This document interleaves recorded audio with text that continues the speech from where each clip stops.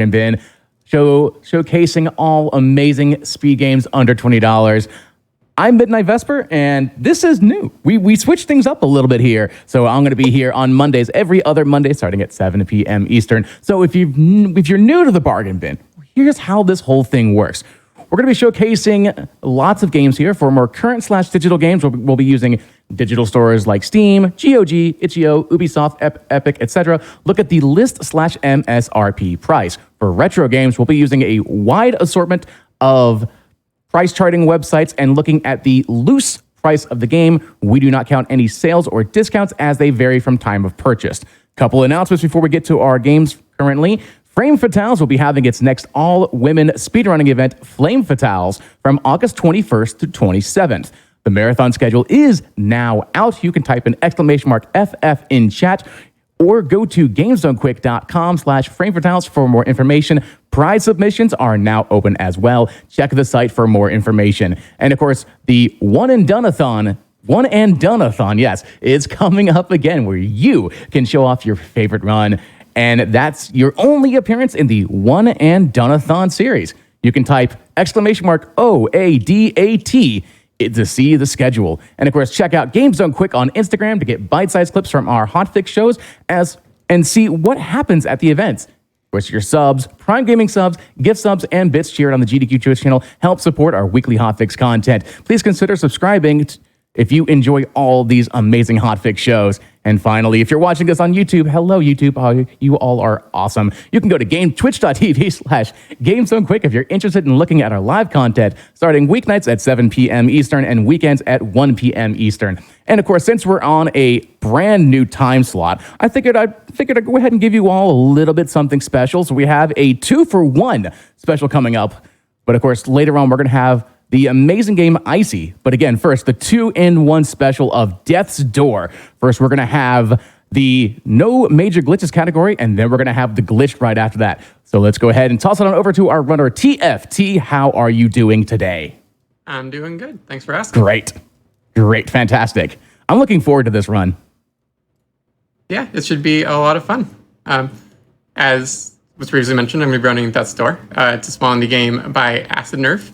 It's a bit like a retro Zelda game crossed with Dark Souls, but you get to play as a cute bird protagonist, and who doesn't like that? I will be playing any %MG, or no major glitches, category and current patch, which basically means I'm going to be going through the game mostly as intended until the credits. I'll be mostly focusing on the run, but I have 2 skilled, knowledgeable runners of the game with me to provide commentary. They can introduce themselves. Hey, I'm Kareem. I run this game. It's good. Hey everyone, Upper Casserole here. I also run this game. I agree with Kareem's sentiment. And don't let them lie to you, they're both really good at this game. They are 1st and 3rd respectively. So I think unless anyone has anything else, I think we're ready to get started with the game, and I'll do the countdown. So we'll be starting in 3, 2, 1, go. All right, and we're off. We're gonna arrive on our little bus. Fantastic. So we are a crow in this game. A very cute crow with a red sword or lightsaber, depending on your preference. We've got this roll. This is going to be our main form of movement in NMG. You'll get to see some fun stuff in Glitch later, but for now we're mostly going to be rolling through the game. We're going to get our first job from Chandler the Handler here. It's going to tell us that we have to go reap a soul. So we're going to go get a soul from the demonic forest spirit. That's our first task. This game has really, really lovely combat. That's the main thing about it. If you like really crisp, tight controls in isometric combat, this is definitely the game for you. Right there, we did a quick little trick. So quick you might have missed it. We skipped the entire tutorial area by shooting an arrow through that wall and hitting the switch. We're introducing very early that a lot of the walls in this game are fake. Yeah, walls are not real. For projectiles, at least, for the most part. Yeah, you mostly can't just walk through walls, but you can definitely shoot through a lot of them. So here we're kind of... This is the demonic forest spirit, and he's done already, but basically we just rotate our highest DPS strategy is to just do heavy, light, light, heavy, light, light, over and over again. It deals a little bit more damage than just spamming light attacks, because if you just spam light attacks, it does like a 3-hit combo sort of thing, which has a long cooldown afterwards. And heavy attacks have the same problem, but they deal double damage, so it's just slightly higher DPS that way. Yeah, so we were trying to get the giant soul from the demonic forest spirit there, and we successfully killed them, but unfortunately, this mysterious gray crow came out of nowhere. You can kind of see them there walking along the bridge, the edge of the screen, and beat us over the head and stole it. So we're trying to figure out what the heck just happened.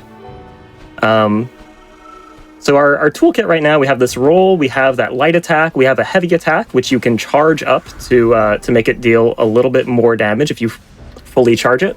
And then we have the bow as our spell. You'll notice in the top left, we have 4 green pips for our health, and we also have those 4 like red/white pips, and those are our mana. And so in order to shoot arrows, we need we need that mana, and you get it back by hitting enemies. So you can kind of think of it like Soul from Hollow Knight. Your TFT making really short work of these enemies. Kind of introducing a couple concepts there. So you have these arenas where you have to kill all of the enemies before a gate will open, and these keys that you collect, which you can use in various places in the game. We've also collected a few soul orbs here. Those give us 100 soul. We're collecting those so that we can get some upgrades later on. You can see the soul count in the bottom right. And here we are in the very first arena, or the first main arena of the game, which is ironically one of the hardest ones to optimize. There's a lot of really tight mana usage, and these backpack enemies are quite difficult to deal with optimally. Now, in terms of the doors, in terms of the enemies, they all spawn at the same time, or is it all kind of a randomized type situation of where they are? No, the enemies will always spawn in the same locations at the same times, but their behavior once they spawn is, I guess, slightly random, right? It's mostly consistent if you're in the same locations, but they can do some weird things from time to time.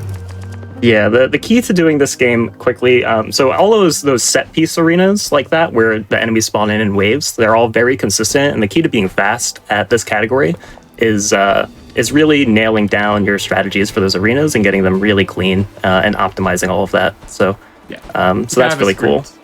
And you want to follow it as much as possible. Yeah, there are cases where you need to improvise the combat. Any situation that isn't an arena, so enemies that are just kind of naturally roaming around in the area, those will kind of path around completely randomly until you get to them.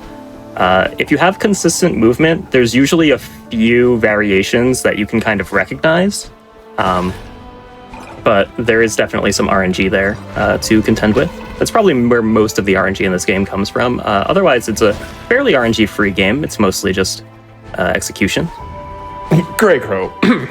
Sorry, something in my throat there. I said mostly. Yeah. Breath of fresh air after coming from Hades, I'll tell you. Yeah, so you'll see these little grunt enemies take 3 hits to kill, so often you'll see TFT prep them with an arrow, which does 1 damage right now, and then do a heavy attack or 2 light attacks, which will do 2 more damage to finish them off. You'll also see we're deflecting some of those mage projectiles there. That's another fun little combat mechanic. If you deflect a projectile back at an enemy, it actually does twice as much damage as the attack you used to trigger the deflect. So if you use a light attack on a projectile, say right now it's doing 1 damage, it would do 2 on the deflect. Use a heavy, it would do 4. So you're kind of incentivized to get those deflects, which makes a lot of the combat really, really fun. And here we are, get it done. boss number 2. Guardian of the Door. This is actually legitimately a gatekeeper, no pun intended, for a lot of early runners. This is a really tough fight. It's true. It's a very tricky boss fight. Dodging his attacks, when you're new, you're just getting pummeled by these slam attacks that he's doing, and it's like not clear at all how the speedrunners are dodging it effectively. And then this laser as well, which you can't even see because he's hidden behind him. Nice dodge there. And lots of trial and error. Yeah, so normally you get kind of pushed back by that wind instead of being pinned against the gate, and you have to spend a bunch of time dodging the laser and rolling around, dodging all these bomb projectiles that are getting thrown at you, all these mortars. And it's a really crazy fight, but instead TFT just handily dealt with it in a matter of how we moments. want that to look. That's like a textbook. Yeah, that was a perfect fight. Yeah, it was. And we're still at full health. Of note, healing in this game isn't the most common thing in the world. It's actually pretty difficult to get healing, and we've gone through this whole first section, the tutorial boss, 3 arenas, and this other boss, and are still at full health, which is really great. We are going to have a save and quit before we fight anything else, so we'll get a full heal then, but up until this point, any healing would be really slow. Yep. And here's where we get some more exposition. So the Grey Crow is sending the giant soul from the demonic forest spirit into this door. And the Grey Crow is basically going to say, tough luck. If you want to get it back, you have to go to the 3 different areas and fight the 3 different bosses, go through the 3 different dungeons. Very traditional adventure game, like Zelda style. So we'll get a little bit of an intro here. That was the name of the game, in case you didn't know. It's Death's Door. I thought it had something to do with Kylo Ren. If you look at the story, you might think so, but... Also of note, you see this cutscene and the game in general. We're playing in English. This is, I think, is it 9 text boxes slower than the fastest language, which would be simplified Chinese. So we're losing less than half a second probably in time by playing in English. But upwards of 10 frames. It's actually disgusting that TFT would choose English. All right. If I don't get world record this run, you can blame me. Yeah. My language decision. Now, is there any particular reason for English? Because I know you just said it was a time difference, but is there any particular reason why you're just using English here? I mean, TFT. I mean, I personally play in English because I like reading the text. But yeah, there's no advantage to it. Okay. I'm not Yeah, sure why it's TFT. mostly just the preference. There is actually, I guess, fun little note for the glitch category. Sometimes you can use the pause menu to do certain precise lineups with your mouse cursor, and for those, your language setting can affect those menus, and so you might have to learn different setups depending on what language you choose to run the game in. Oh, really? And so here we are. We just we got all that exposition. We got the key, and we headed through the crypt and into the estate of the Urn Witch. So this is where the first of our bosses lives, the Urn Witch. We're introducing a new mechanic here where we get to shoot arrows through these braziers, through fire, in order to light things. A little fire puzzle. Again, very traditional, Zelda-like. Yeah, we skipped a whole torch there. Casually, I mean, I never knew this. I thought you had to shoot your arrow through the fire, but you can actually sort of dip your bow into the fire and then turn around and shoot, which lets you get some nice angles on some of these puzzles where we can skip a bunch of torches. Yep. Here's our first major skip in the run. We do this little roll onto the pot here, and then we go along these hedges in order to skip. There's Pothead in the top left. That is the name of that NPC. And we do it twice. We do it once to get that soul orb right there, which we'll use for an upgrade later on. And we'll do it one more time so you can get a really good look at it. We just roll up onto the edge of this pot and then roll onto the hedge. And one important thing to know about this, it's trickier than it looks. And if you fall into any of those bushes there, you actually can't get out. So you have to save and quit. Yeah. So it's a bit riskier than it appears. Going fast on that wall is definitely pretty scary. And we do it just to normally- skip some cutscenes with Pothead. It saves like 20 seconds, I want to say. Yeah, like 20 seconds, 25 maybe. Yeah, this arena is really tough because so this arena, unlike the one that we did right before Stedhone, who I guess we didn't touch on, but we'll maybe pass them again later. This arena, unlike that one, all the enemies are already in. They're already spawned in, so they're roaming, and so there's definitely a lot more improvisation in that arena than most of the other ones in the game. So that's another kind of pain point. There's a bit of RNG, but also there are some things you can do to make it go better for you. You can kind of walk to one side and only aggro the enemies on one side to make it a little better. And so here we are again. We're going to skip a whole bunch of those braziers, kind of snipe them off screen. So we dip the arrow in the brazier, and then we shoot it to the side to snipe one of the off-screen braziers, and then we're gonna do a whole bunch of that, and that's for a few reasons. One, obviously, it's faster to not light them all, but also actually certain ones of these spawn enemies when they're lit, and so conveniently, we're also going to avoid spawning most of the more troublesome enemies by skipping a bunch of these. I thoroughly enjoy what Chad is doing. After you mentioned Spamming pot friend. and they're just spamming pot friend. It's great. Yeah, it's I had no fantastic. idea this was an emote, but it is wonderful. It's a global emote too, so that's the better part of it. Yeah, everyone gets to join in. Yeah. Always good. Yep. So here we're cronking some levers, opening some gates, and we're gonna head on into the manor, ceramic manor. We want to make sure we have 1,000 soul here. Quick little Yep. check there. Making sure we have 1,000. That'll let us get 2 strength upgrades. So we're gonna go into manor here. We're gonna take the door. And we're going to go ahead and get our first upgrades of the run. And those will allow us to do a lot of this combat much more cleanly, much faster.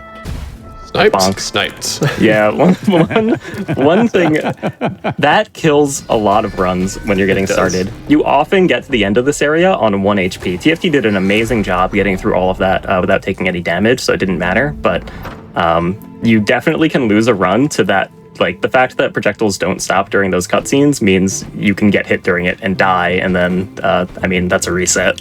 So, Oh wow. yeah, you gotta be Everything careful. freezes during cutscenes except for projectiles, which continue flying. Yeah, any deaths you have mostly take you back to doors, so deaths are extremely punishing in this game. But yeah, speaking of the soul routing, so we had exactly 1,003 soul. So killing enemies and picking up soul orbs give us soul. And obviously a lot of arenas we have to kill everything, but there's a lot of optional enemies too. And the soul route is tight enough that we have to kill some number of random enemies that like aren't mandatory. Mostly it tends to work out, but you do have to pay careful attention to your soul count, and we might have to kill some extra enemies later on. Yeah, it's one of those things where, like, the better you get at the game, the cleaner your run is, the less optional stuff you're doing. The more you kind of get punished by your soul count and have to really start learning to pay attention to it. So here we're doing one of the main mechanics of this dungeon, the Ceramic Manor. We're doing these pot puzzles. So we're going around and we're breaking these like blue pots with the glowing like yellow going on, and those are little keys. And when you hit all of them, these doors open. And we're actually coming up on a really cool skip. We're going to skip this entire room. You're supposed to light like 5 different braziers here, but we're just going to use the mouse and shoot straight to the end. Yeah. This game, when you're using controller, has auto aim, which is sometimes a good thing and sometimes a bad thing. And right there, with auto aim, you can never get that shot with a controller. You need the mouse to point it super accurately. Yeah. So do you constantly play with keyboard mouse in this, or do you just use the mouse and keyboard only for certain tricks? Yeah, typically just for certain tricks. Because, yeah, we like the controller, and the controller is like better because you have 360 degrees of movement. But then, yeah, we'll switch to mouse and keyboard for some tricks. In Glitched, the keyboard is a lot more prominent. You need it for more things. Yeah, there's a lot more trick setups and just little things, quality of life about using keyboard and mouse in Glitch. But you'll all get to see that later when Pudding does his run. Yep, I was going to say that. So I do have a question about the game, or just the main character. How is the crow holding the sword? Because as far as I remember, now it's been a while. So, I have a pet bird, but I haven't seen my pet bird in 6 years because of me living in apartments. But as far as I remember, they grab everything from their talons. So is the crow using the talon to attack? I'm pretty sure they're using their wings as arms. Like, you see them when they're climbing the ladder, they do the same thing. We don't worry about it. It's a really tricky This is little Big Pot, by the way, which is a Yeah. really tricky boss fight, yeah. Took a damage. Oh no, it's getting away. Okay, cool. Only 1 damage. You're boss. happy with Yeah. that, honestly. That's a really tough fight. So, a thing about those spinning pots is you can roll into them and it'll disable the hitbox for a little while, but it does re-enable. So you have to kind of get the timing for when to iframe again while you're DPSing there. And this room is the bane of speedrunners everywhere. As we are demonstrating. Auto aim is just making this so tough. Yeah, So this room is that are randomly running around, eating your shots, blocking your shots. It's dark, you can't see anything. We have to light all these torches. It's ridiculous. This room is an You have to absolute make nightmare. this shot. That was a good shot. You just thread it right between those grunts to get to the ladder. If you hit one of the grunts, all three of them aggro to you, and you have to just fight everything, and it's terrible. I'm happy I was able to demonstrate every single pain point of Imploft right there. Yeah. Yeah. And so you'll notice we're collecting these crow souls. So we have 2 now in the door. Once we get 4, we'll be able to open that door and go in. And so that's kind of the loop of the dungeons. So there's 3 of these. There's also there's areas after these little dungeons where you use the tools that you get from the door, which we'll talk about when we get there. And then the bosses of each area. And so yeah, very traditional adventure game structure. There we grab some more soul. We're gonna keep on gathering soul because we want to hit strength 4 by the time we get to a later area called Castle Lockstone, because it makes a lot of that stuff way faster. And so that's why we're kind of losing a lot of time to go out of our way and get this soul, and then we'll make it back up in combats later in the run. There is it's been theorized for a long time. Upper has recently finally been doing some work on a route, a low strength route. But it's tough. It's way harder. Yeah, you basically get 1 less strength upgrade for the whole run, essentially, compared to this route. But it should save about a minute, but yeah, no one's completed a run with it just yet. Or I've completed runs, I haven't No one's got PD gotten with any it, let's PBs say. or anything, yeah. Yeah, and that combat on the Lickitung, that was so good. TFT is doing a great job. We call those Lickitungs. I think Upper told me the official name for those enemies is Grimace Knights, but we call them Lickitung. Those are actually really tricky to fight because the tongue hitbox is like only in the direct front. You can't hit them from the side at all, and you have to hit them in the tongue. One of my roll slashes in that combat did the exact thing where I was slightly off to the right and it just didn't count it, and I had to go hit it again.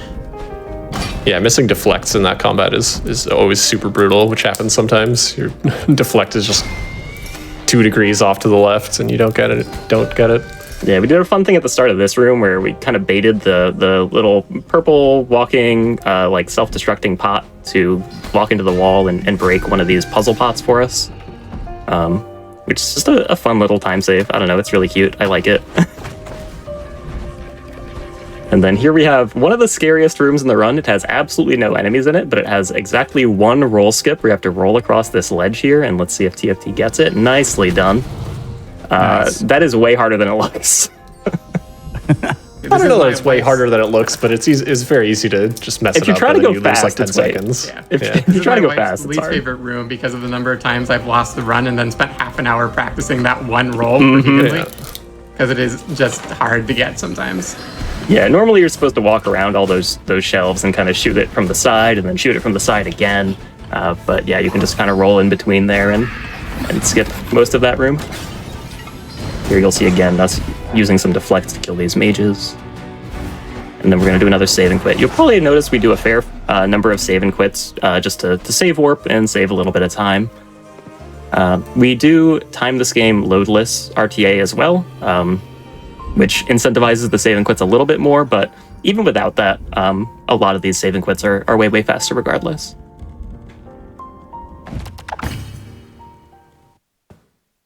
All right, so we have our 4 crows, and we can now open up this door and see what's behind it.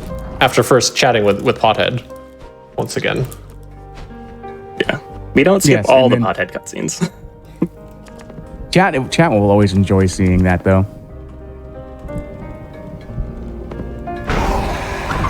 So I feel like behind this door is a new car. Maybe. You're close. It could be, what is it, a goat? Yeah, could be. We got a treasure chest though, so it's gotta be something, right? Yeah. Something good. That is a giant chest. Oh, or is it? Yeah. Oh, wait, no, I'm sorry. It's not a chest. It is not.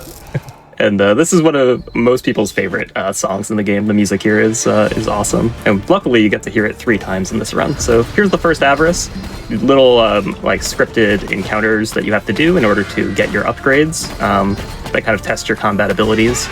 These are really, really fun to play and practice. Oh yeah.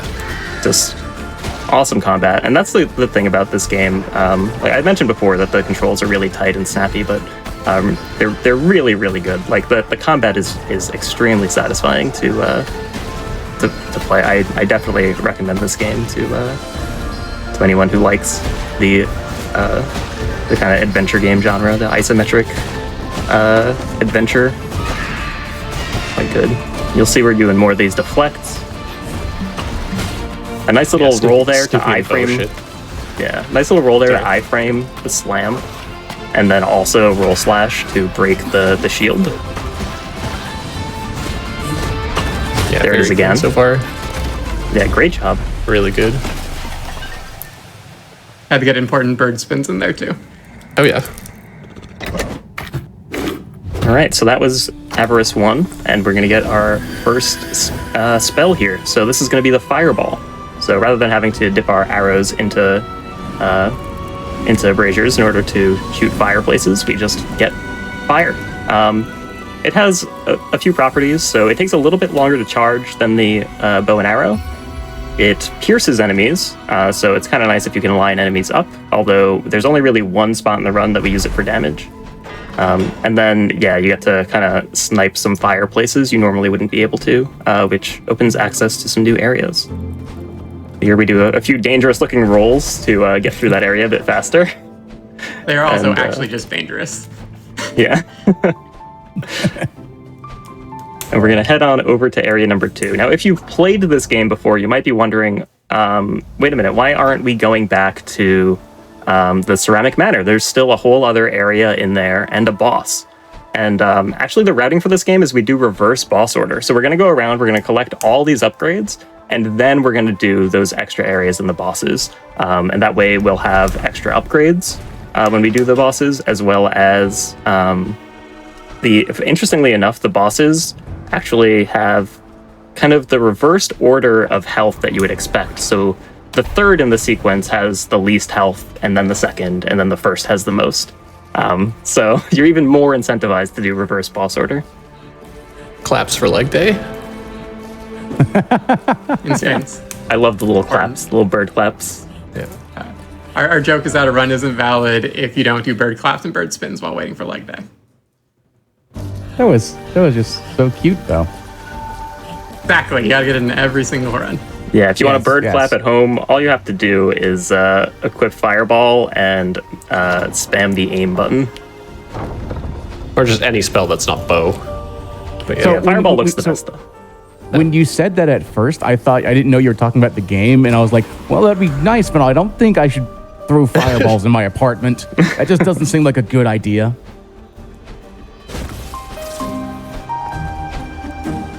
All right, here we are. We're in the Overgrown Ruins. And this is one of those areas we got to keep a really close eye on our soul count and make sure we get enough. Because getting you're enough, a bit low. getting By enough, the way, TFT. Oh yeah, I'm very low. You're right. getting enough for Strength 4 is it does require killing quite a few extra enemies as you go. Ideally, you see these little plants, we smack them and they shoot bombs at us. Ideally, we kind of as we move through the area, we use that to kill the enemies that are following us, and then we don't have to lose too much time to doing extra combat. So you need 2 more grunts wherever you want to pick them up. Oh yeah, that'd be Yeah. crazy. Yeah, you'll be all right. Yeah. And so we use Most those likely. bombs to blow up those walls. Here's another one of those walls, but we're just going to walk around it because there's terrain there.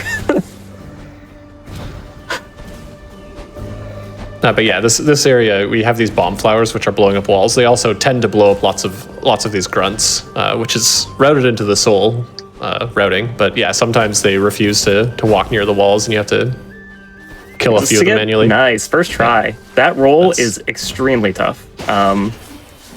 The game definitely doesn't want you to do that roll. It tries its best to put hitboxes in the way so that you just roll past it. Yeah, when It first doesn't routing even is save all that much time either. It's like a 5-10 second save This is versus some- just walking around. Something like that, yeah. It skips walking through Mother's Camp there. We'll go back there once we get the item that we need, but don't actually have to talk to any of the NPCs in there in order to do the thing we need, so we just skip right on through. And yeah, that roll is hard enough that we actually used to get...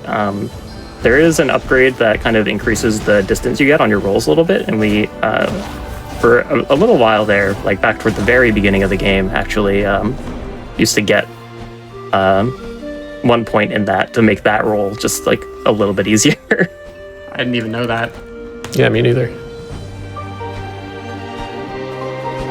You're doing some more. Yeah, for upgrades options, we have strength, dexterity, which increases your attack speed, haste, which increases your rolling speed and distance, I assume, and magic, which increases your magic damage. And we're basically just going to get nothing but strength. Every strength upgrade increases your damage by 20%. So we're already at like 40% bonus damage, and it's going to keep going up from there, which just saves way more time than upgrading anything else, really. Yeah, there's just so many combats in this run that as much as we'd kind of like to just dump into haste and just have crazy fast rolls, there's just too much combat to not get any strength. This arena is so satisfying. Yeah, this is one of most players' favorite arenas. You just use these bomb flowers to blow up all the enemies for you. The nice part is that's the optimal strategy too, so you're not even going slow for doing it. Yeah. Yeah, as long as you're killing all the waves as they spawn in, you're all good. So there we're getting the magical forest horn here.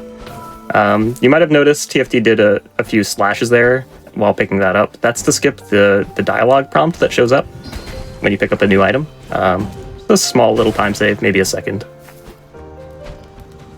And we get some jams from the Forest Mother.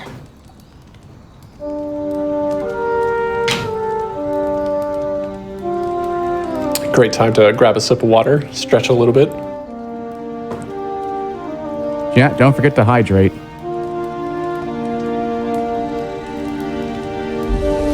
And the song opens up the Mushroom Dungeon for us. That's where we're going to head next.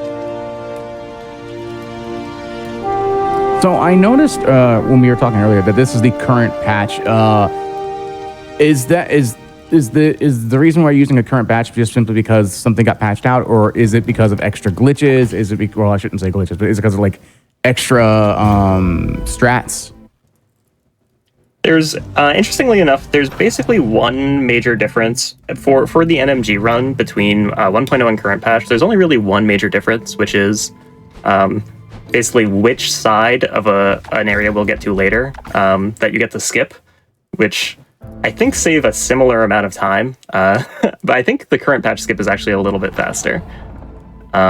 But I think most people play on current patch just because it's just more comfy to, you install the game and you're on current patch. No one has to do any down patching, and it's an NMG category. I find that NMG categories often end up becoming more popular on current patch just because NMG runners tend to prefer playing the game like, a little bit less broken.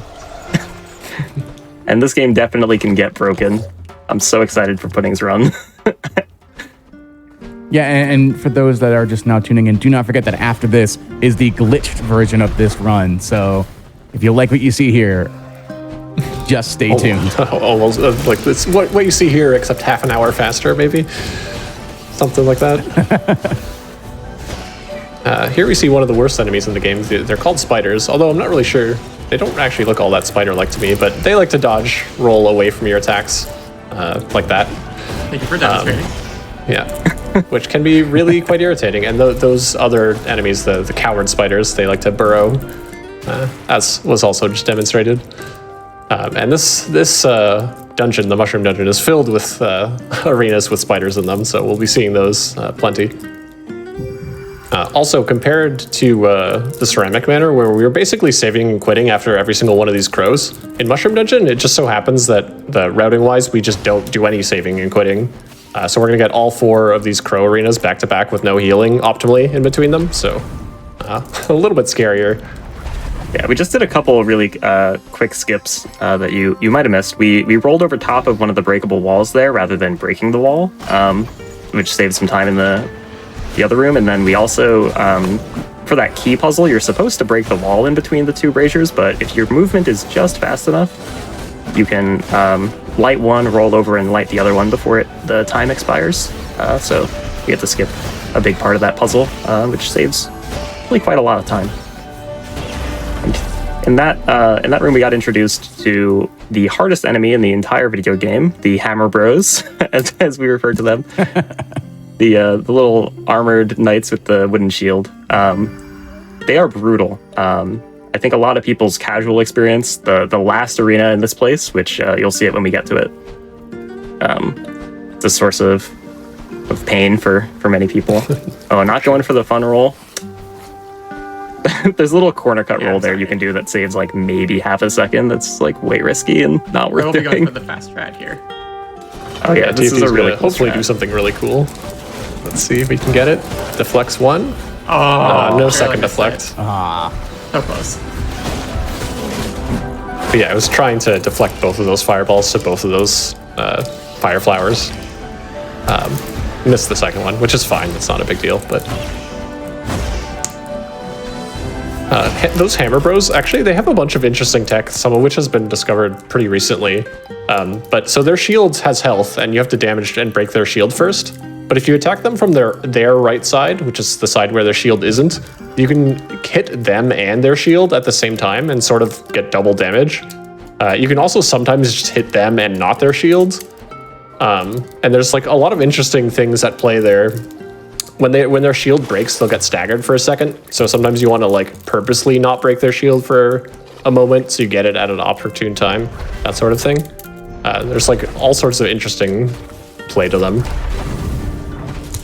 Yeah, by the way, we're skipping a lot of this dialogue. That was the Frog King. You've probably heard a brief snippet of their tune, which I love a few times here. Here is the Frog King again. I'm gonna waste a second here. The dialogue, just get a little bit more dialogue. The dialogue in this game is great. It's very funny. But unfortunately reading it is slow, so we are skipping right through it. But if you play this game casually, it's actually quite well written. It's very, very good. I just love how like relaxing the music is too. Yeah, the music in this game is amazing. Just like start to finish, so good. So some game designer thought it would be a good idea to put 3 Hammer Brothers in one arena. Yeah, with all this water. Next to a pit of water. Yeah. If you fall in that water, bird cannot swim.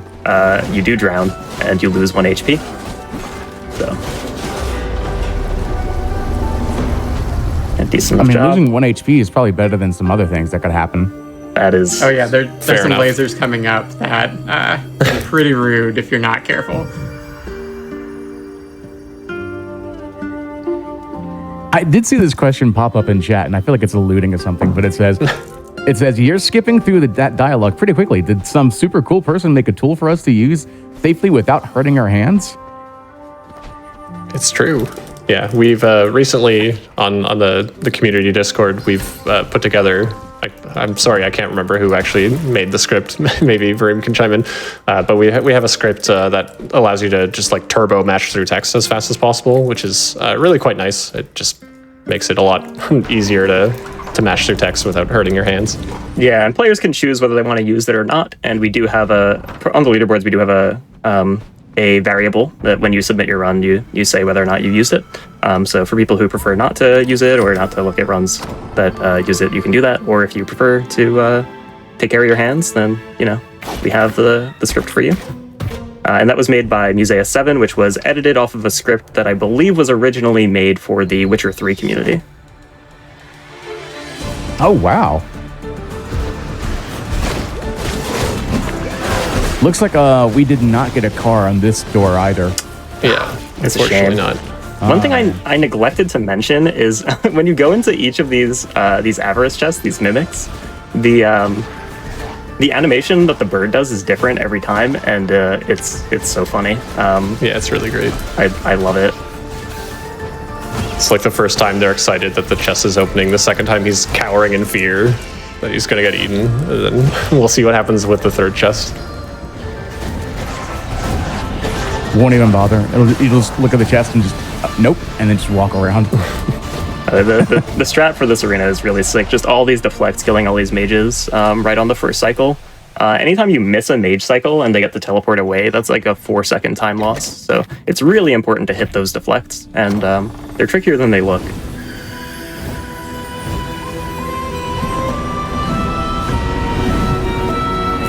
There's also a great victory music right here that you get at the end of each of the addresses.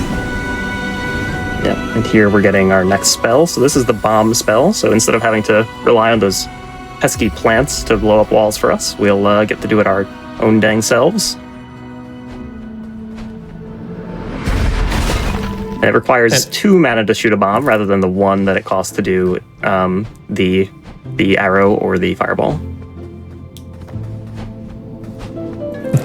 Nice little roll skip there. Also, I stopped paying attention to soul, but yeah, you may notice we have 901, or we're about to have 1001 soul, of which we need 1000 to get the next upgrade. I looked to make sure. So we are good, just barely. But yeah, that's how tight the soul routing is. From this point on, the soul routing is completely fine. Nothing can really go wrong from here, but yeah. This is the breakpoint you need to make. It's really easy to lose track and forget. Basically, at the end of that last arena, you need to see 43 as your last 2 digits. And if not, then you need to go find some backup soul somewhere and kill some extra enemies. And once again, instead of returning to the mushroom dungeon and finishing that and fighting the boss, we're just going on to the next area. I Again, because that guy. again, because the boss's the health routing just works out really nicely. We get more upgrades faster, and also just because the third and final spell that we unlock is going to be the hook shot, which actually just saves a lot of time in all of the dungeons. So it really pays to get it as fast as possible. And there's fast travel points everywhere, so it's not like it's even costing us time to do it this way. It's really just there's no reason not to. This game incentivizes reverse boss order in so many different ways. It's actually kind of ridiculous. I keep forgetting it's a crow because every time I look at it, I think it's just someone wearing a hat with a black cape and a red sword. We are a bird. This is a bird game. Which is one of the best genres, probably. Bird games are great. You're out the Stranded Sailor. Unfortunately, we're not going to stop inside the Stranded Sailor and talk to Jefferson, which is probably my favorite NPC. Here we blow up this wall before triggering this cutscene by shooting our bomb from far away. It saves 1 entire text box. Yeah, you get different. So you're supposed to get there's a normal dialogue you get there, and then there's different dialogue if you talk to Barb the Bard after you blow up the wall. If you blow it up before getting the little cutscene there, then you get that replacement dialogue. So it saves the tiniest amount of time. There we saw the first puzzle that Castle Lockstone brings us, which are these switch puzzles where you have to hit 4 switches in order, which is we'll see all throughout this dungeon. We're going to use bow for the most part to beat them in unintended and very fast ways. Let's see if we're going to go for what we call the diagram strat right here. No, not this Looks one. like not. It's too scary for me. Yeah, so there's a way to kind of cut the corner and just take the top route here, but you have to be pretty quick with it. It's pretty scary because those falling platforms tend to ruin your day. It saves maybe a second, so totally fine to take the safety strat here.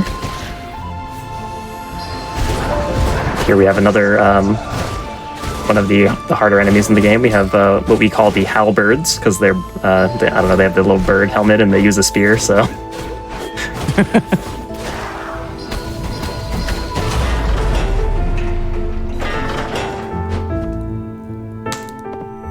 I don't know if they have an official name. I'm not sure. Yeah. Now, is there a reason why when you grab the orb, so to say, you immediately jump far away? You just there's a second where you have control after you interact with the crow souls, so you can roll, which saves a bit of time because it gets you start moving in the right direction. You all were asking about the Albert official name? Yeah. It is Chunky Dodger. That's what they use in Is that the code? Yes. That's amazing. What a name. What a name.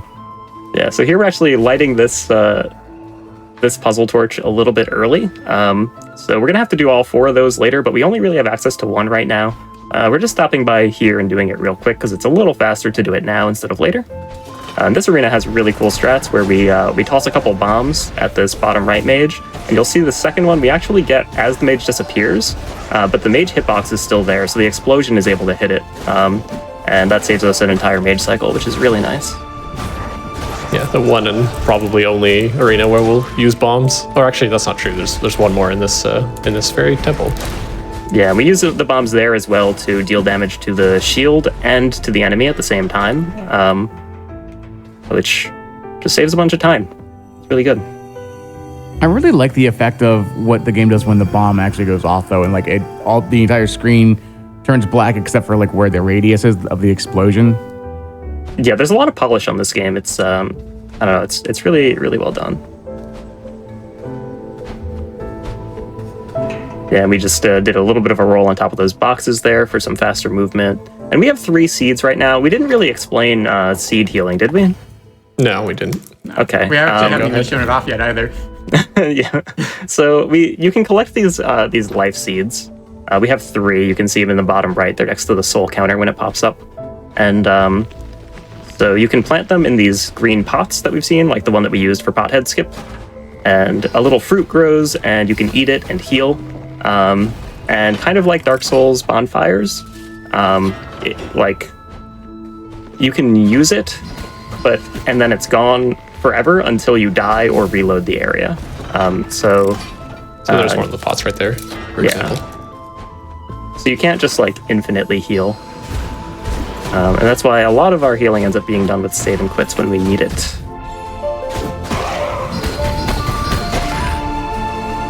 So we went through a couple of quick puzzles there with some nice arrow strats there, or diagram strats as we call them, because they were mostly made up or speculated on via like MS Paint diagrams on the Discord. Yeah, just like a bunch of arrows. What if we stood here and then go this way, this way, this way? Impossible to decipher diagrams, I may add. Yeah. Like really just just a mess. So I did have an actual question. Like, I know we've talked that going through certain games, going through certain characters, everything else along those lines. Does the main character have a name? No, they're just the Foretold Crow, I believe, is the like official title. But they don't have a name. I was gonna say the crow kind of looks like a Russell to me. I'm not quite sure why. I feel like mostly the speedrunners have agreed upon the Crowtagonist as the name. But, the Crowtagonist, I like that. Yeah, Crowtagonist is pretty wonderful. I don't know who first said that, but it's amazing. It's probably a Key Point special. Key Points is very good at naming all the enemies and giving them, like, he named Leg Day and Arm Day, a few of the other names we have in our community. All right, so we've been kind of blitzing through this, but we're already here on the last little Crow Soul arena of Castle Lockstone. We get that quick bomb at the start so that we can do this deflect and kill the roller at the same time with one heavy, which is a really nice little time save. Yeah, that strat's a really satisfying one to nail.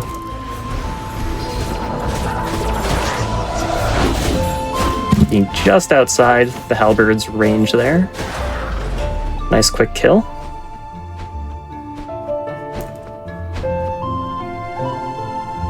Now, in terms of individuals who are watching this, like, ooh, this would be a fun speedrun or anything like that, like, is this, like, in terms of, I guess, for the no major glitches category, we'll talk maybe later during the glitch category, is this a hard run to pick up, or is it one of those you just kind of grab it and go type runs? You can go ahead. I'd say it's pretty approachable for new runners. There's not like a ton of things that are going to brick wall you. There are a few bosses, like 2 that I can think of, that are like a bit tricky, especially when you're learning. But overall, it's not too bad, I would say. Yeah, I picked up this game just like 2 months ago, or 2 or 3 months now. I'm not totally sure, but I found it pretty approachable. Also, so have a look at what the crow's doing now. Yeah. They know what's up. They're stretching. So the last 2, we didn't see a car. I'm going to say after this, we're going to see a motorcycle.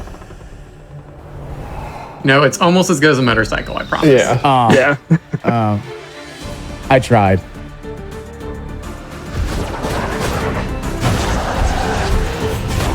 There was another new enemy that I think that's the only one we see in this run. There's actually a lot of content you don't get to see in the any percent run. Definitely recommend if you enjoy this run to check out 100%, or even if you're playing it casually. There's a bunch more content that we don't do because it's not required. Yeah, these Avarices are mostly supposed to be like refights against enemies, but we're seeing a lot of enemies for the first time in Avarice because we haven't done half the dungeons yet. But we just saw an enemy with a boomerang on their head whose official name is actually Boomers. Oh my goodness. Yeah. And these we call Smos. I think you know why.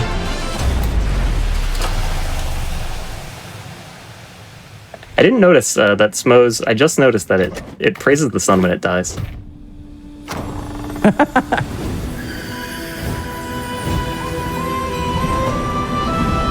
All right, so here we are. We're getting our hook shot. This is our final spell. Now, each of the spells actually also has an upgrade that you can get by fighting a mini boss, but doing those is slow, so we won't be doing them. But they do exist. You can get upgrades for each of these spells that do cool things. Talking about the approachability of the run earlier, there's a bunch of alternate strategies you can do to make the run a little easier. One of which is getting the upgrade for the hook shot. Which allows we died. What? Oh no. Did your controller break? Sorry. Yeah. It's a little faster to die there to death warp to the door. There was this silence, and I was like, wait, was that actually supposed to happen or not? We gotta keep them guessing. Yeah, it saves about 8 seconds versus walking. So 90% of the time when you save quit, it does the same thing as death warping. So we do a lot of save quitting, but the one exception is when you're leaving an Avarice, saving and quitting will take you back to the Avarice, exit, whereas dying brings you back to the door. So I really enjoyed that. It just said in big bold letters, death. Yeah, the death screen on this game is great. It can really rile you up if you're chain dying in your casual playthrough. But yeah, I wanted to mention safety strats while we go ahead and do all these sweet puzzles with the hookshot and light these torches. The hookshot upgrade allows you to do kind of like a heavy attack during the hookshot animation, which makes a lot of the combat a lot easier. So that's one little safety element. There's extra seeds all around, sprinkled throughout the run, that you can grab if you need extra healing along the way. You can take extra save and quits to heal. There's even a route that was made specifically for beginners that's available, where you get some health upgrades, because you can actually upgrade your max HP and max mana. We don't do it here because it's a little slow, but it is definitely something you can do while you're learning in order to make the game a little easier for you.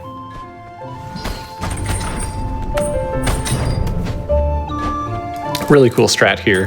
Rather than doing this puzzle, we're just going to roll over this fence. There's a tiny gap. Most of this wall goes like up to the ceiling, but right on that pillar, you could just roll right over. And we mentioned earlier that walls are optional. Yep.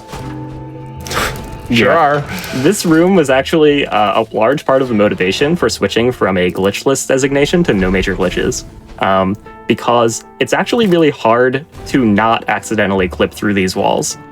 They just don't exist, and auto-aim does what it wants, and sometimes you just go flying right through them. So, yeah, that was definitely a big motivator for switching to NMG, and I think the run is a lot cooler now because it's no major glitches rather than glitchless, because there's some more fun little skips like the pothead skip.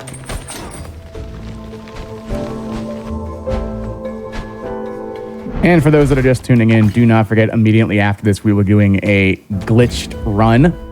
So if you enjoy all this, just keep on watching, because it's only going to get better. So where do you think we should go next? I think the game's maybe telling us something here. I don't know. Yeah, so we save and quit after lighting those torches, because it's a little bit faster. But normally there's a whole cutscene that plays where the elevator rises out of the floor and whatever. But because we save and quit, the elevator's just there, so the camera just awkwardly lingers in the center there for 6 way years. too long.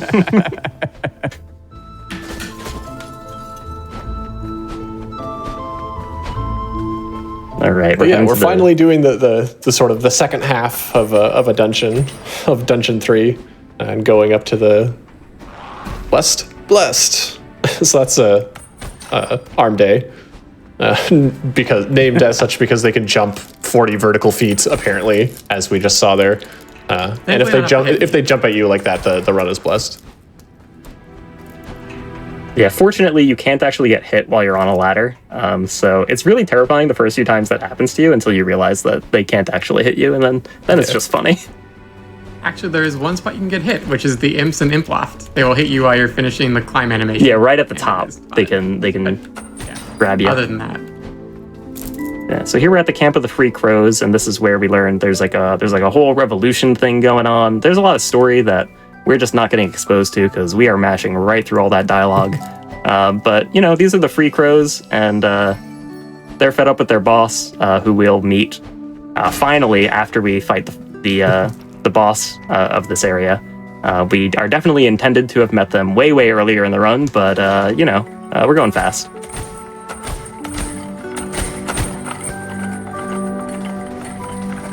And this is Watchtowers. I think this is my favorite music in the game, personally.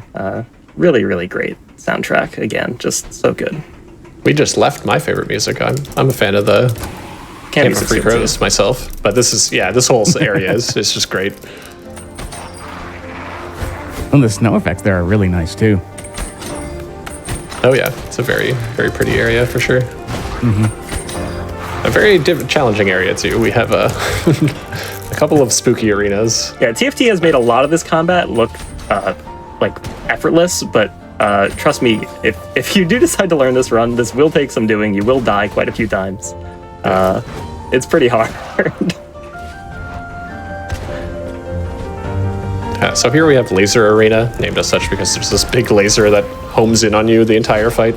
We can use it to fight enemies for us, but you need to be careful because it can just like chain kill you through iframes. I have taken 3 damage instantly from one of these lasers. It doesn't happen often, but this laser does not mess around.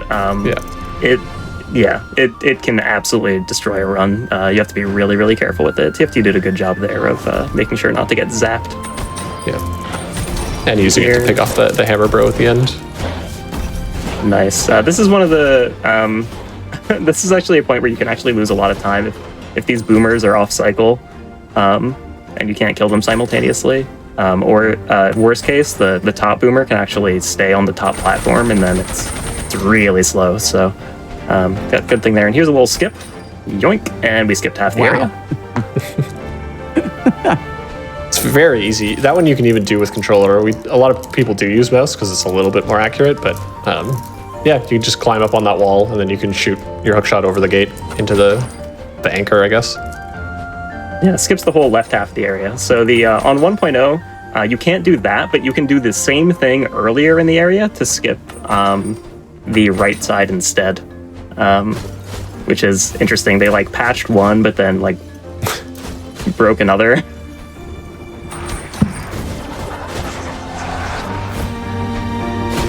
But we'll take it because slide animation. Yeah, the ice. The ice is really tough to manage. This arena that's coming up that we call Ice Arena, we're very creative with our names for arenas, is it's really tough. Your instinct often is to use the hookshot a lot to kind of zip around and get to all the enemies faster, but usually the way that interacts with the momentum on the ice makes it absolutely awful. So instead, TFT is going to do a really cool strat where we spend most of this arena not on the ice at all, and we stay on this little upper area. TFT also took a heal before this. I wasn't sure that they were going to. Oh, no, there's no way. But yeah, in a marathon, for sure. In a run, you have to basically, after a certain point, do it like that with 2 HP. And you have to just pray that you can figure it out. Yeah, not only is this arena really tough, but a death here, because we didn't open any of the shortcuts going back, which would cost some time, a death here costs like 2 minutes. It's awful. It's like one of the worst deaths you can take in the run. By the way, every once in a while in some of these combats, pay attention to the ragdolls because they can be really funny. I've seen a few of the helmets of these grunts go absolutely flying across the screen. It's amazing. I love it. So that's a relatively new strat where we keep those hammer bros near the exit, and you can actually start climbing this ladder during the cutscene, which is difficult to do. You have to get there before the cutscene starts. It saves a bit of time. If you're a little bit off, you just miss it. Yeah. Yep, and here is Betty. So this is the first of our three major bosses here. This boss is quite difficult. Has a roll attack that is it's hard to dodge because your iframes in your roll are actually a lot earlier than you would expect. But we have a strat here where we just hug Betty real close and perfectly time these rolls, and just kind of kill Betty with absolutely no problem at all, skipping the roll phase entirely. It looks like we're just chilling next to them, but we are timing roll slashes every single time they punch. At this phase where they are spamming punches, they only hurt under their fists, so you can just hug their chests. But looks easy. It's a lot more difficult than it looks. Yeah, and back on the topic of projectiles still existing during cutscenes, the snowballs that fall from the sky there can hurt you, and if you're on 1 HP and one falls on you during that death, you got to do the fight over. You do not get credit, so you got to be real careful if you go in there with low HP. My first speedrun of this game, when I was just like learning the route, I killed Betty twice and then died after killing Betty twice and had to fight Betty thus 3 times. Yeah. Oh, gosh. All right, so here we are. We're finally going to go ahead and meet our boss. So that door didn't take us back to the Hall of Doors. It brought us to this little area, and yeah. So that means we're getting the car. Oh, sure. No. World's best lord. World's best lord. Coffee. But yeah, this cutscene happens after you beat the first of the 3 bosses, so we probably should have seen this cutscene, ages ago, but we're getting it now. My favorite detail is the spotlight he set up for himself, or they set up for themselves. That's actually gender neutral intentionally for this character. Oh. One of the game design decisions they made was gender neutral kind of characters so that there isn't like a male or female. It can just be the Crow and the Lord of Doors and things like that. That's I love awesome, those. actually. I really like that. I love those little forest spirits on Chandler's desk there. It's so cute. Okay, so now that we're done with Dungeon 3, we're going back to Dungeon 2. Of note, so we're not supposed to have the hookshot in this area, and we'll see just how much time the hookshot saves as we're navigating through the Flooded Fortress, which is next here. Yeah, and you really do want to stay tuned for the glitch run to see how the glitched run handles ruins in dungeon. I'm not going to spoil it, but it's a treat. Yeah, it certainly is. So since you're kind of doing in a reverse boss order, like how was that discovered? That would be the faster way of beating this game. That was kind of routed in before my time, and I am probably the person who's been here the longest of the 3 of us. So. But yeah, I think it really just came down to this first discovering that you could wait to do the bosses till later, and just noticing their HP values. And the hookshot, just clearly saves so much time. Once you know for sure that you can get the hookshot before doing any of them, I think it becomes pretty clear. When I entered the community and just learned that reverse boss order was a thing, it made perfect sense to me. Just get the hookshot fast. It seems pretty sensible. It's not too crazy an idea, given how much time hookshot saves. Yeah, we have this long platforming segment, or platforming, I guess, just rolling through over very narrow bridges over water, where it's very easy to fall in and lose some time. Yeah, when you have a run on good pace here, and your hands are getting a little sweaty, and you're on these tiny little platforms, you're trying to do that roll, which saves a little time and stuff like that. Yeah. It's definitely dicey. You can roll over corners too, like we did in Ceramic Manor. We typically don't, but you could be rolling on the far side of these pillars. Here we're going to do a door skip, so rather than hitting the switch, which is just right there, you can just roll on the wall a little bit precise and get it there. I feel like was that intentionally put there, or was that something that the devs forgot that you could just kind of walk around the door?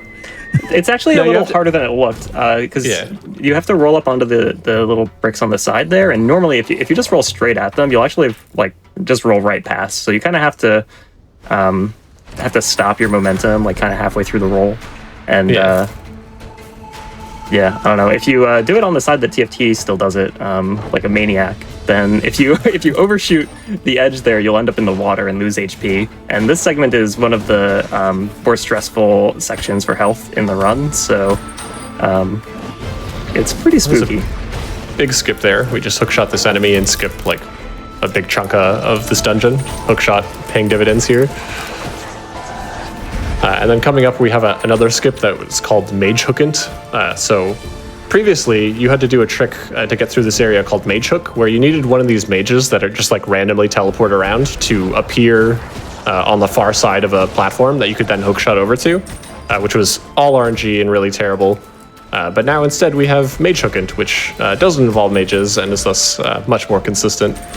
I think optimally it is like slightly slower than first try Mage Hook, but no one does Mage Hook because it's absolutely terrible. Yeah, having an RNG trick at this point, this deep in the run, was pretty brutal. So discovering that you could do a precise arrow here, was really nice. You can just hit that switch and spawn the platforms and be on our merry way. So we've skipped a big chunks of Flooded Fortress and now just have this one arena to do. And this is sort of like an auto scroller. The enemies in this arena just spawn on timers, so you can always just do it as fast as is possible by being quick, I guess. Yeah, so the end of that first wave is just when that mage spawned right there. As long as you kill everything as that mage spawns in, you're good. And then the second wave works the same way, where everything just spawns in very slowly. It's one big, slow wave, and the mage is the final enemy in it. Yep, so perfectly done. This is the final enemy, and just kill them on spawn, and we're good. Yeah, so that arena is a little bit of an auto-scroller once you get good at the combat.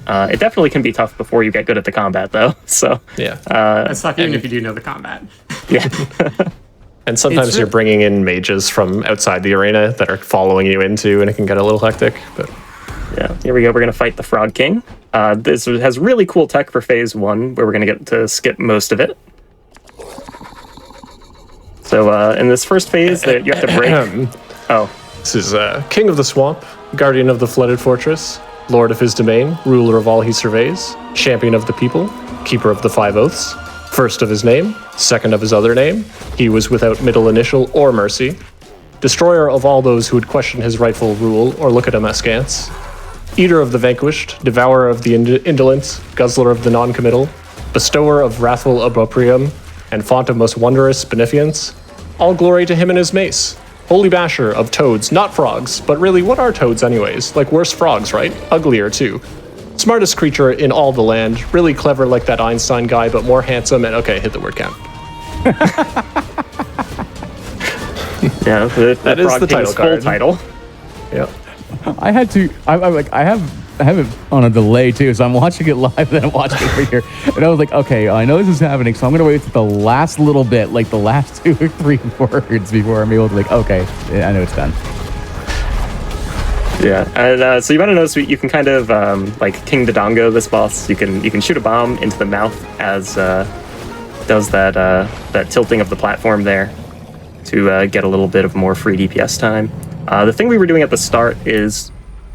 For that first phase, the armor break phase, is if you just bait the Frog King and go just like slightly over the tile, you can kind of hit the Frog King's back while they're still in midair instead of waiting for the entire pogo cycle. So normally they'll kind of pogo around on the base and hit a whole bunch of different tiles and then stop, and then you can hit their back. But you can hit that hitbox while they're still in midair at the start of it, and it skips that whole phase and is very nice. You can actually get 2 hits on the armor break there in one go and skip a cycle that TFT unfortunately missed there, but it's not a huge time loss. Nope. Okay. Nope. You want to get a little spicy? Oh, that would throw off my entire rhythm. It's like pretty subtle either way. The dexterity and haste upgrades are, it's like almost hard to notice them if you just do a single one. But yeah, we're typically used to having a pointed dexterity, so slightly faster attacks. Yeah. So now we have 2 of the 3 giant souls that the Grey Crow requested us to get at the start. Nice little roll skip there, right at the start of Furnace. That actually saves a good chunk of time there. Yeah. It Once almost again, feels not supposed intended. to have hookshot here. The roll skip there almost feels intended. I don't think it is, but it feels that way because it's just so clear. A nice swag strat there, using arrows to send the bull cart forward so that we can hook to it instead of walking around to it. So yeah, the way these work, you smack the bullhead and it charges forward, and the more you hit it, the more it charges forward.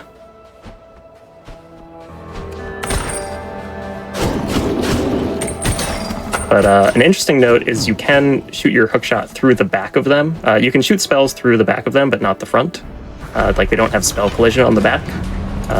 And so you may have seen in an earlier room, I think TFT might have done it, like a hookshot through the head to hit a pot to kind of save a little bit of time and cross the gap a little faster. And we also light that oven before the that cutscene starts, which saves like an enormous amount of time. Actually, it saves like 10 seconds. Doing Cool, bomb strats relatively new skip here, where we just use a bomb to trigger that and then hookshot over to it rather than walking around. I don't know if I I found should that within appreciate. a week. Like a week ago. Yeah, something like that. You were saying? Oh, you're fine. I don't know if I should like appreciate or be concerned that this game has a lot of pots. I mean, it's the ceramic manor.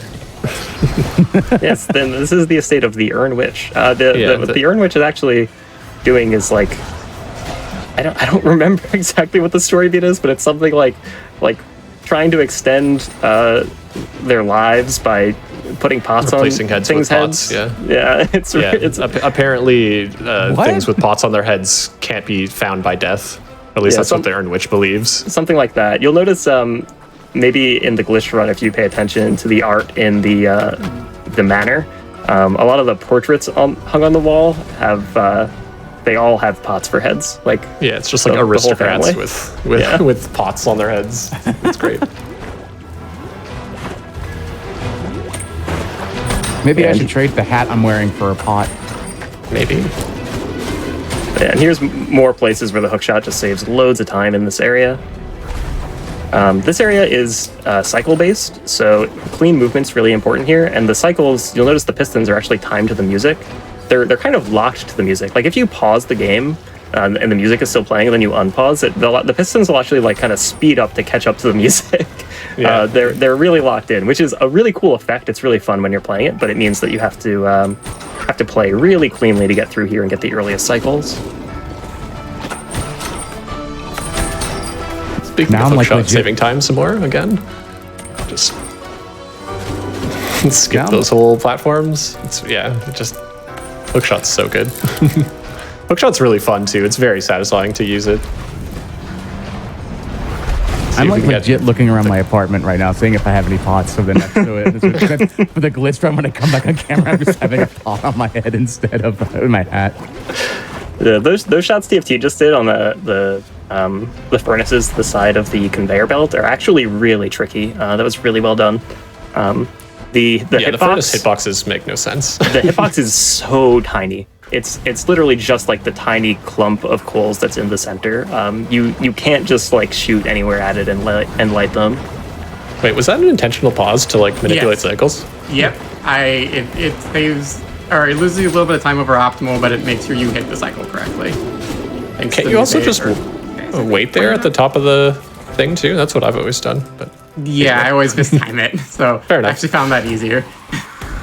All right, so that was the end of Furnace. We got through it real fast thanks to that hookshot, and now we're at Grandma, otherwise known as the Urn Witch. Very Studio Ghibli animation too. Yes. oh yeah. This pothead is, I believe, her grandson, and is locked away in that little, I don't even know what to call that. Yeah, bat something. Okay, Either way, so this is Grandma, where we really want to like their movement and pattern is completely scripted, but we really want to kill them before they start bouncing around in their pot, which is tends to be really slow. So we're just trying to dish out damage as fast as possible. Get some deflects if we can.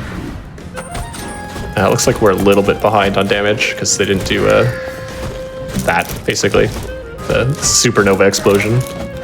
So this is the phase we don't like to see. Yeah, the fastest kill here kills Grandma like right as she jumps up to go into the pot, but it's really difficult to get. You have to get good deflects and like perfect DPS cycles on each of those little phases. Yeah. So I noticed when in the last boss you did it too, that you were almost frame perfect as soon as the battle started.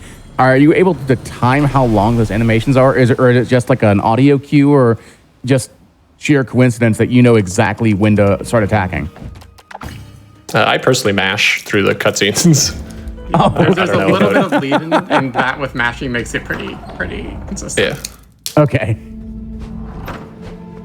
But yeah, you know roughly when they're gonna end, and you know what attack you want to do, so you just start mashing the button. All right, so we've now collected all 3 giant souls, and it's time to take another visit to the Grey Crow. In your casual playthrough, you can actually go visit Grey Crow between each of the giant souls, and they'll kind of talk to you a little bit more and kind of lead you where to go if you get lost, because some players definitely forget that intro cutscene, so I think that's why that's the case. But yeah, we're going to deliver all these souls to the Grey Crow. We're going to get a little bit of exposition, which we're largely going to just mash through, but there will be some pretty pictures for you to look at and try and figure out what's going on. I wish you all the best of luck. Yeah, I kind of want to come up with like a like script of that like makes no sense of like what the lore actually is, that like matches up with the pictures but is completely wrong. I remember one community member, Quacksilver, did a blind speedrun of this. So had never played the game before and did a blind run of the game and tried to come up with what the story was. And got some stuff pretty right and a lot of stuff very, very wrong. And it was extremely amusing. It's a pretty great clip. So I was just going to go off, and when I watched that animation just there a second ago, I was like, oh, so the whole plot is basically based around the 1980s Rush album, Hold Your Fire. And like, if you're not a diehard Rush fan, I do not believe you will get that reference. Hi, Death. Yeah, so here a cute little thing the game does. We get that death text on screen that you normally get when you die because we found Death. It was actually Death's door. Death was in the door all along with a fanny pack. It's true. Oh. Gotta love a fanny pack. It's fashionable and useful. So we're coming up with probably the hardest boss for speedrunners, at least. This is going to be the Grey Crow. The Grey Crow has a ton of RNG. Every time you hit them, a feather is going to fly off and start homing towards you. And they can just spawn directly on top of you, and there's absolutely nothing you can do. You just take damage. They have some RNG to their attack pattern as well. It's just a crazy fight. Also, they deal damage by like trampling you. So unlike every other boss in the game, like their hurt box is just their body, so you can't just like go right up to them and wail as much as you'd like to. You want to be dishing out as much damage as you can. But yeah, it's a tough fight. Yeah, the key thing to making this fight really fast is the boss does normally get iframes when they get hit, but you can get these double deflects where you deflect these projectiles into the boss and manage to get multiple of them to hit at the same time. And it deals a whole ton of damage, so we're trying to bait the projectiles here so we get nice big deflects as the Grey Crow lands like that. But yeah, this fight is very challenging. A death here wouldn't be surprising. Lots of runs die here. It's brutal, but it's also really fun. It's probably, I think, for me, the most fun fight in the game. Yeah, I enjoyed it a lot. Even with the RNG. Ooh. Yeah, and these crow heads are just brutal. So this attack that he just did where he summons an egg, there's only a 20% chance of it happening, and only if he's below 60% HP, which is a shame because it's a great attack. He just stands perfectly still for a really long time. But it's RNG and it's pretty rare. Nice, good kill. Nice. And unlike most of the other bosses... Oh, go ahead. I just want to point out that the Grey Crow sounds like a 90s, like late 80s, early 90s rock band, and then like their fan base would be called Crowheads, and it just all fit together super nicely. That did remind me that I love the music for that fight as well. The Yeah. music's there. Great It's stuff. really good. But yeah, the unlike most of the other bosses, you can actually instantly save and quit after Grey Crow, which saves a little bit of time. It's not a whole ton, but it's a bit.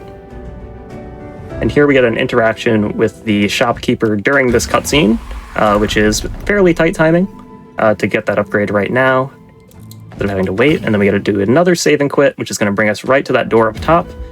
And then we'll do one last fast door, which is a trick that's been done so many times in the run that we completely forgot to mention it. But you can get into the doors a little bit faster if you kind of get inside of the white area of the inside of the door while it's like still open and it hasn't like fully shut on you yet, and then interact. It skips a little walking animation. But yeah, here we go. We're gonna do the gauntlet. So a little series of challenges here from the Lord of Doors, and then we'll fight the last Lord, and that'll be the run. So let's wish TFT luck on the final boss gauntlet here. Lord of Doors summons these doors to attack you by using finger guns. I'd like to point out. Are you gonna go for this first instant door, TFT? I probably should, shouldn't I? Just to show it off. We'll see how it goes. I might not get it, but we'll try it. Yeah, so there's a trick here called I instant believe. door.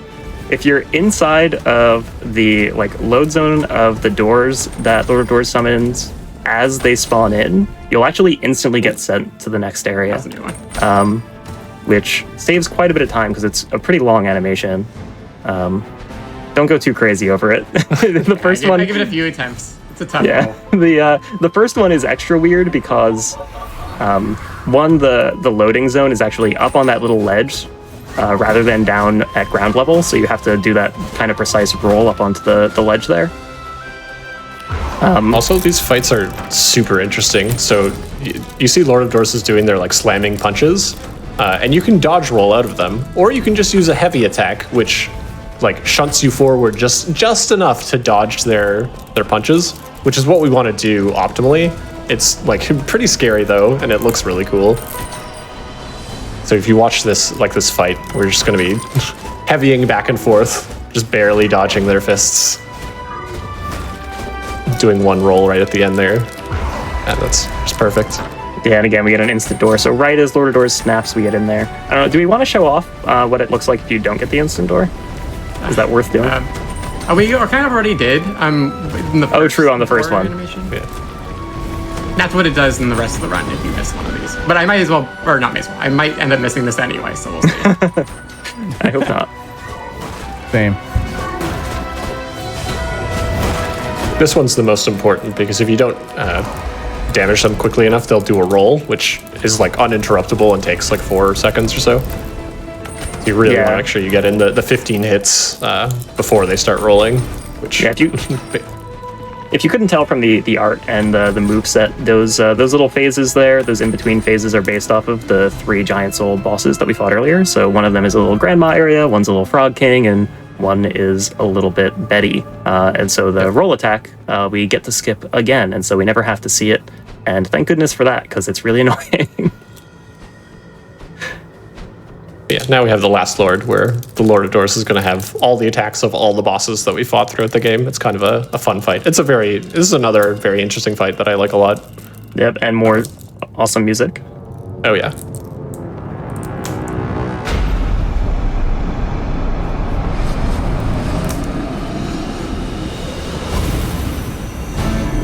They charging up.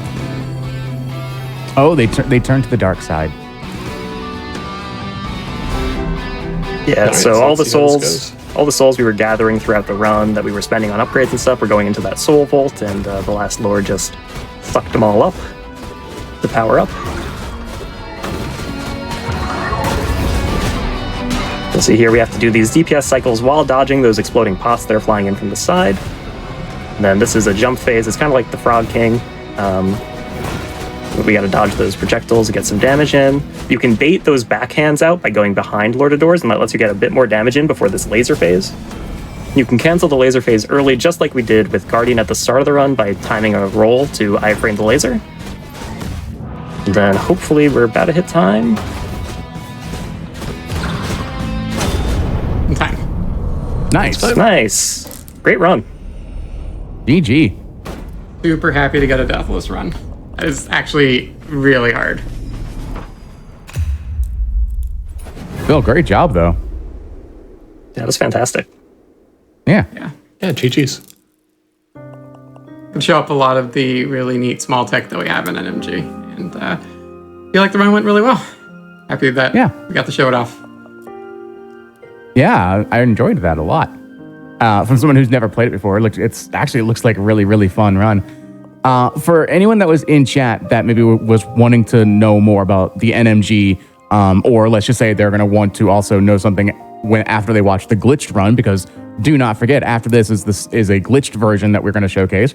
Where would people go for more information about Death's Door in terms of the speedrun? I'm pretty sure everything is findable from the SRC page. We have a Death's Door Discord that is actually quite active, where people are coming up with new strats and just suggesting things, and I believe that's on the SRC page, as well as a lot of resources like the save manager and debug mod and that sort of thing, which are really helpful for learning as well. Yeah, and if anyone wanted to follow any one of y'all, where would they go? For me, I am on Twitch at twitch.tv/it's_TFT. You can find me at twitch.tv/uppercasserole. Yep, and I'm just Vareem on Twitch as well. All right, well, thank you all very, very much. Any final shout-outs, anything you'd like to say real fast? I wish I could shout out every single person in the Death's Door community, because honestly, everyone is really fantastic, but I would be here for like 5 minutes. So the blanket community is awesome. You should check out everyone in it, because they're great people and super fun to hang out with. Other than that, I think that's all I really got. How about Upper Vareem? I'd like to do a quick shout out to the category extensions board and also the category extensions spreadsheet and all the meme runs, stuff like Kronk percent and all soul orbs and stuff are very amusing runs. So there's more than just run it. You can do any percent, you can do hundo, but we also have some nice spicy meme categories as well if you're interested in those. Yeah, for me, just to echo what TFT said, yeah, the community is just so great. As a relatively new member to the community, just a couple months since I started running this game, the community is super welcoming, super helpful. It's really great. Well, thank you all very much for showcasing the no major glitches version of Death's Door, but do not forget, chat, we're not done with Death's Door. We're going to take a small break to get everything set up for the glitched version of Death's Door. This is a great time to get up, stretch, hydrate, use the restroom, everything else along those lines. Yeah, during the time when we get everything set up for the next run, we'll take a small break and get ready for the glitched version of Death's Door. Stay tuned. And welcome back to the Bargain Bin, a show about speedrunning great video games all under $20. Again, I'm Midnight Vesper. Just real fast, Frame Fatales will be having its next all-women speedrunning event, Flame Fatales, from August 21st to 27th. The marathon schedule is, in fact, now out. You can type in !FF in Twitch chat or go to gamesdonequick.com/flamefatales for more information. Prize submissions are now open as well. Check the site for more information. And of course, check out Games Done Quick on Instagram to get bite-sized clips from our hotfix shows and see what happens at the events. And of course, your subs, Prime Gaming subs, gift subs, and bits cheered on the GDQ Twitch channel help support the weekly hotfix content. Please consider subscribing if you enjoy all these weekly hotfix shows. And of course, we have weekly hotfix shows every day starting at 7 p.m. Eastern, every weekday starting at 7 p.m. Eastern, and weekend starting at 1 p.m. Eastern. And if you're watching us on Twitch, you can just go to twitch.tv/gamesdonequick if you're interested in checking out all of the live content like what's happening right now. So we had Death's Door just a minute ago. We're going to have Death's Door again, but with a bit of a twist. Last time we had no major glitches. This time, Pudding Box is going to come with us with the glitched run. How are you doing, Pudding? Doing good. Yeah, hi, I'm Pudding Boxes. I'll be running Death's Door any percent glitch. I'm the current record holder for glitched, but I don't think for very long because there are a lot of new glitches coming out, new routes. Yeah. my commentators I guess, would like to we could introduce. introduce ourselves. So my name is Scrublord. I've been running this game for just under a year now. I've been mostly doing current patch glitched. This is basically what I've been meaning for a while now. It's a fun run. You guys will be very entertained. Yeah, and I'm Sigma Tapion. I'm basically just a glitch hunter. I'm not really a runner. But I'll try to explain a few of the glitches that are happening throughout the run. Okay, I think we're ready to go. So when I say go, you can start the time.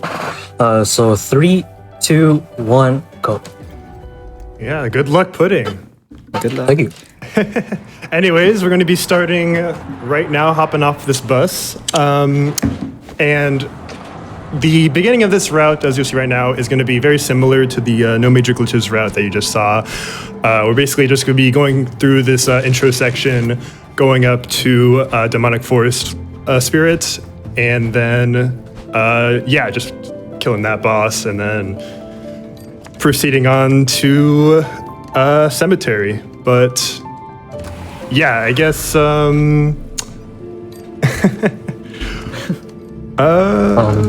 So in NMG they use like auto clicker. I think TFT used an auto clicker. I'm not using an auto clicker. I'm just going to be mashing away for the text.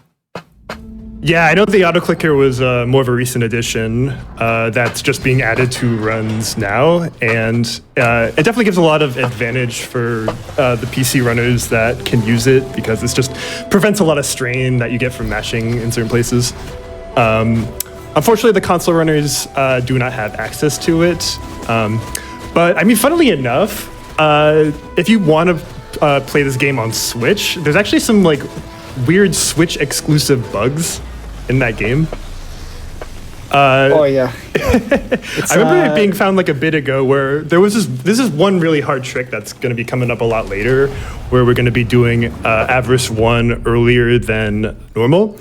And the trick to do it's been gone through like so many iterations, because it just went from like something that's super precise to something that's pretty consistent to do, just like requires a bunch of inputs that you just have to remember, and definitely a lot of difficulty has been taken out over time. But on Switch version, you could just basically do like, I don't really remember exactly what you do, but I remember you could just like dash right over the like the place that you need to go on anyway, and then just go straight to Ava 1, which is kind of insane.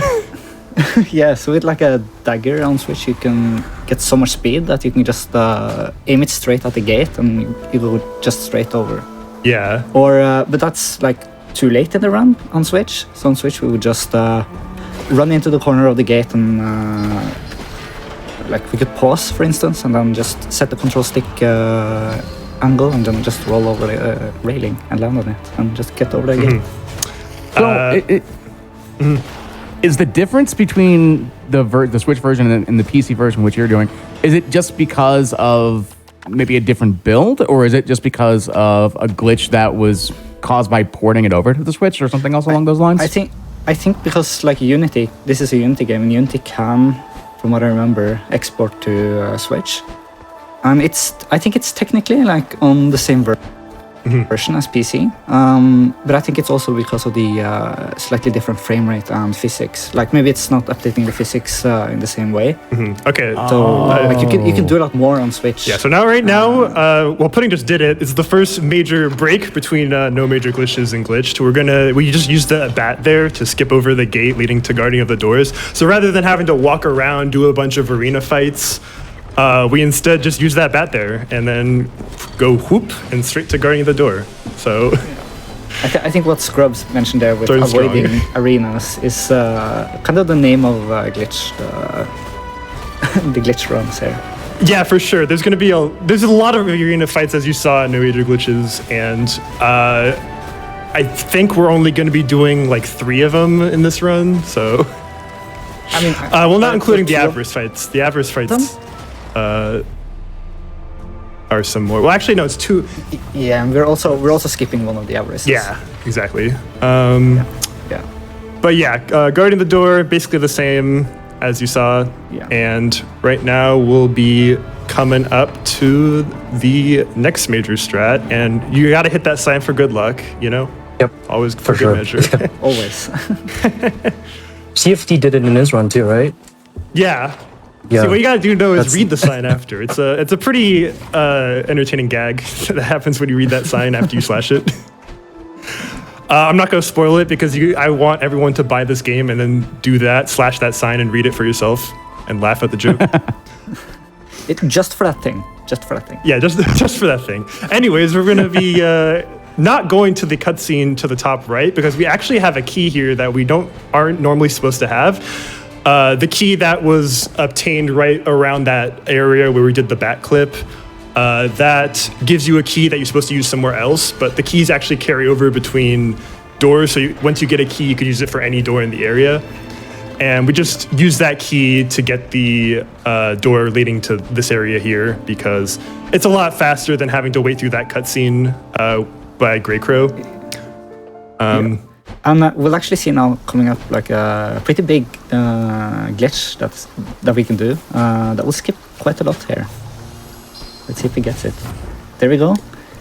And that's, yeah, that's what we call. That's a variation of what we usually do, but that's called an arc, like an air roll cancel. And you'll see it again here. Yeah, Right basically, on the edge. arcs allow you, I guess, to summarize it, it's just a mid-air roll, basically. We're just rolling in the air to get to areas we're not supposed to be.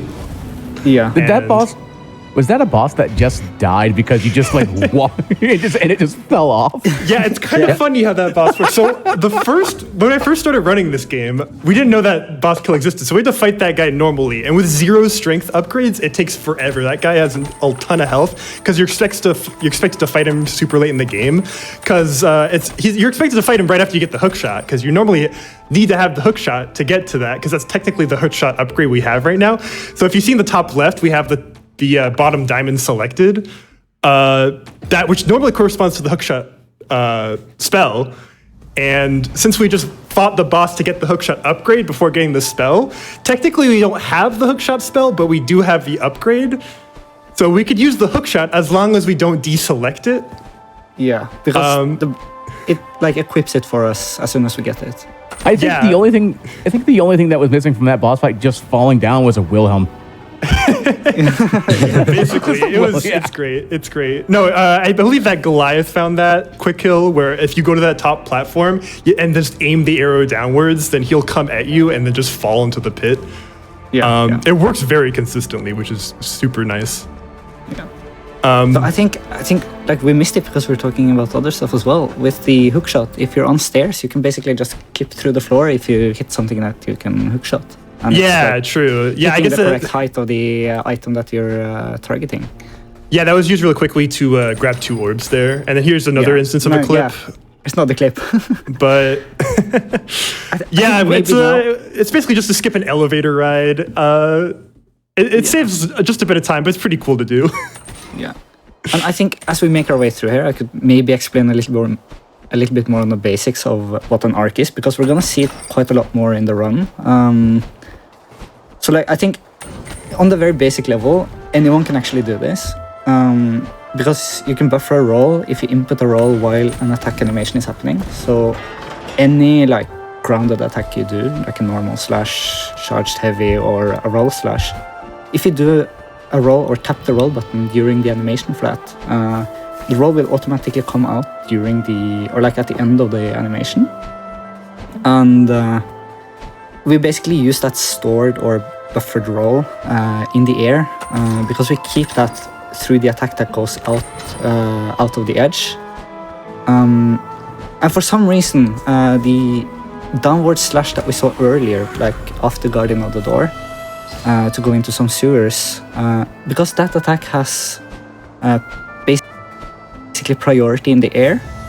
It wants to happen at the same time as the roll because you're cancelling the original attack animation, and they sort of come out at the same time because of that.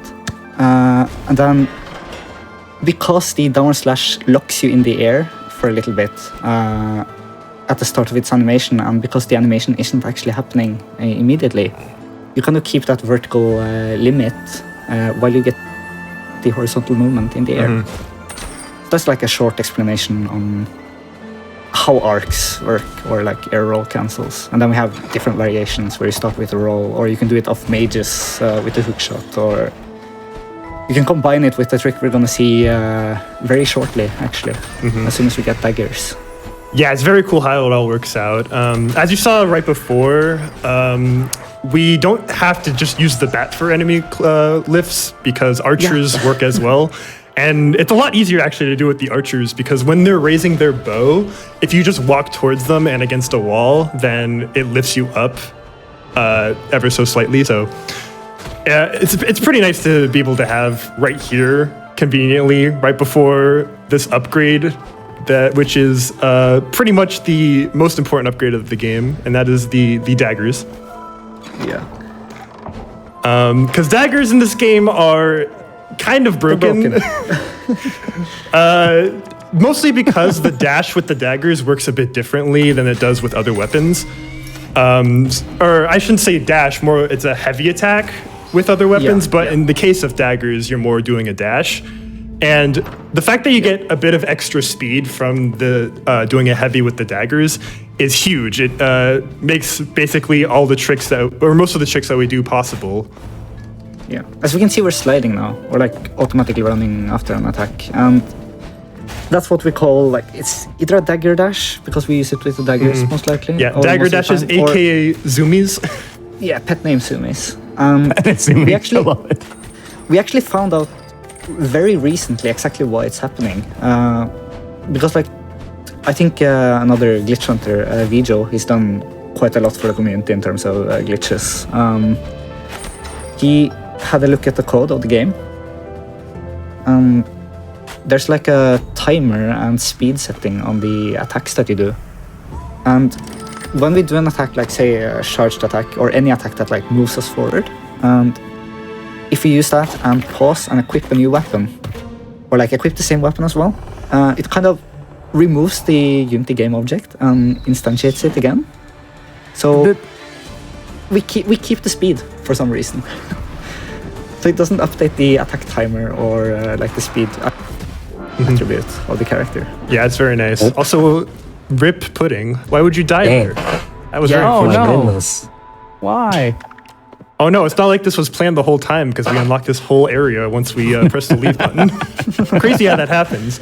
Anyways, I think my favorite fact though about this category is that we use the fake hook shot to get the real hook shot. Yeah. Because as you saw before, you needed to do the hook shot. Because you need the hook shot and able to leave this area normally. Because what you're expected to do is just start right by the chest, like right after you get into that big door on the left. Like as you saw in No Major Glitches, it puts you right next to Avarice, which you then fight, and then you could hook shot all the way back to the main hub area.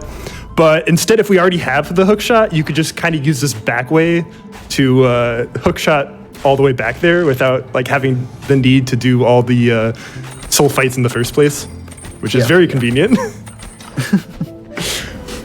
I think a fun tidbit about, because we've done quite a few discoveries very recently actually. Like we saw this movement of going down there and using the hookshot to kind of get over the different gaps here. What we found recently is actually a way to get infinite hookshot length. So we don't need to do that anymore. We can just hookshot from way off in the distance and do super accurate hookshot shot. But that's for a different run, a different route that we're working on. Yeah, there's a new route being planned right now for Glitched, which is going to be changing the category quite a bit. Oh, wow. Yeah, because a pretty new discovery was made, which made the one trick that I talked about before, Early Avarice 1, or it just makes an earlier version of it viable. Because originally, earlier Ava 1 was found, and it kind of was dismissed because it was just really difficult to do. But a more consistent setup for it was found, which makes it possible to do like right at the beginning of the game. So literally you start up the game, instead of going to Demonic Forest Spirit, you could literally just go straight to Avarice 1, which does affect it. Does, and just get daggers right away. No, I mean we get fire and then daggers. Yeah. Basically. Yeah, basically you just get the fire and the daggers right at the start of the run, rather than having to do all the the demonic forest spirit, guardian of the door, going all the way to fake hookshot to get it. Instead, you just get it straight there. Because, I mean, it's the trick that's going to be coming up next. So we actually have to do this fight, though, to get the real hookshot, because we can't just keep the fake hookshot for the rest of the game. Because as I said before, you can't switch off the fake hookshot or else you just lose it until you get the real one. But getting the real one just lets you swap between them, which is what we'll need to do, because the flame upgrade is another required one as well, which is the one we're going to be getting next. Yeah. Also, what's happening? You're killing yourself again. What are you doing? Controller not disconnected? Oh. Oh no. Same like Another NMG death. where death warping here is quicker than just walking back. Yeah, it just takes you straight to the door, which is The same joke. it's we really did do the same joke though. I imagine there's like at least one person in the chat very surprised at us dying there, Yeah. and that's why we do it. That's why we do it. I mean, if it worked the first time, it's probably going to work the second time, right? And then the Exactly. third time. Yeah. All right, but here we're coming up to the aforementioned early Ava 1 skip. It's very tricky to do because it essentially, what you have to do is, to sum it up, do some pretty precise inputs to get on top of that railway right there. And that railway is not an easy platform to stand on because it is very thin. It's very easy to fall off. There we go. Nice. And then, nice one. And then once you get on the railway, you could just like dash or roll to get to the other side. And Pudding got it pretty quickly, which is very nice. And if you thought that one was hard enough, there's a second now. So I think what's fun that he's doing here is if you attack and roll with like the cursor so close to you, it actually sets like a vertical thing or something. Like it gives you a very slow roll and it gives you kind of an upward slide on slopes instead of like either just standing still or downwards sliding. Yeah, We can I'm actually getting use it. that because if you don't have that upwards gliding, you will actually be pushed up against the gate there. If you have a charged attack set up, the attack will come out as soon as you kind of lift off the ground. And then if you get the setup, you land on a rail, basically. Here we go. Yeah, it's very nice when it comes together and it just works.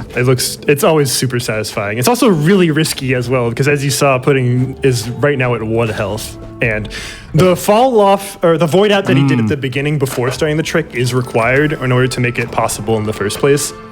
For some reason, the voiding out kind of affects your movement just a bit to make it enough to work. I don't really have a good explanation. Maybe Sigma would know more about it. We don't actually know exactly why, but for some reason the game has bad rolls and good rolls, and usually it's a bit random as far as we know if you have bad rolls or good rolls, unless Vigil found out why. But yeah, so for some reason the void out actually sets us to have good rolls, and that's needed for some of the tricks. And I think also at the very early part of the run, before we got the fake hook shot, Pudding did 2 types of arcs, right? One with the roll to start with, and one with the attack. So we briefly mentioned that new trick that was coming up, or like coming to the new route to get this fight early. And in short, it's basically using that first type of arc where we start with the roll in like a super precise angle and landing on the rails from that. Yeah, it's kind of weird because you can do that with sword and 0 stats. So yeah, it's weird because you go kind of behind the rail, and then if you go like right after, you like go on top of it. It's pretty precise, but it works out. It works out just enough. Also, very nice job on that fight too. Yeah, that was spooky. You clutched it out Yeah. of 1 health. That was Props very to Pudding. That was impressive. Oh man, I could have messed that up really bad. Yeah. Yeah, luckily it's not too bad if you die there because you just restart the fight, but dying while doing the Ava 1 tricks is kind of it is a bit of a setback because you start all the way back at the door that you basically started it to get here in the first place. So yeah, just being able to do the full Ava 1 skip, first try, no deaths is great, amazing. Also, Pudding sorry is for the amazing death. at this game. What'd you say? Sorry for the death. Oh yeah, Another death. Whoops, death again. Death again. I guess you got some controller problems there. You may need to let Yeah, looked at. yeah. We need to buy a new controller. That's it. Yeah, that's it. Yeah. Anyways, the next area we're at right now is Castle Lockstone. So, yeah, here we're going to be skipping the souls that you need to get to do the hookshot upgrade because we already have hookshot in the first place. So we don't need to do all that. Instead, we're just going to be going straight to these 4 torches here and light them up, and then going to watchtowers next. Yeah, pretty much the strats that we're doing here is not that much different than No Major Glitches. It's just optimal movement, getting around, and all of that. But the next area after watchtowers is incredibly difficult in this category. Yeah, it involves a lot of arcs and hookshot. Yeah, I guess just something we haven't explained though is arcs over pits. So if you arc over a pit, like something you could fall in and have it respawn you, if you arc into it, the game will soft lock and you have to reset the game in order to be able to control your character again. Because it actually disables pause if you do it, which makes some of these tricks really risky. And then watchtowers, we have to do it, I think, 4 times. So, oh no, it's 5. Yeah. I think it's 5 times, something like that. And it's very tricky to do because if you mess up a single one, then you have to hard reset your game and try it all again. Yeah, I think watchtowers is basically the soft lock area of the game. Yeah, I guess the one major difference with Castle is that we just arc over that part in order to get past that area rather than doing the No Major Glitches way, which is just getting on that other part and rolling on the gate. Yeah, I saw someone mention in chat that not too much difference from No Major Glitches, but we're zooming all over the place. Yeah, the zoom Okay, is well, yeah, everywhere. that's the one difference, okay? I mean, zoomies are pretty implied here. We're running a glitched category, okay? Not everything will be the same. This is a little bit faster. Something I will point out, though, in 1.0, zoomies are a ton faster. For some reason, they just nerfed zoomies on current patch. I'm not really sure, like, the exact glitch that they nerfed, or exact way they put it in, like, the patch notes and all that. But they just aren't as fast as they are in 1.0.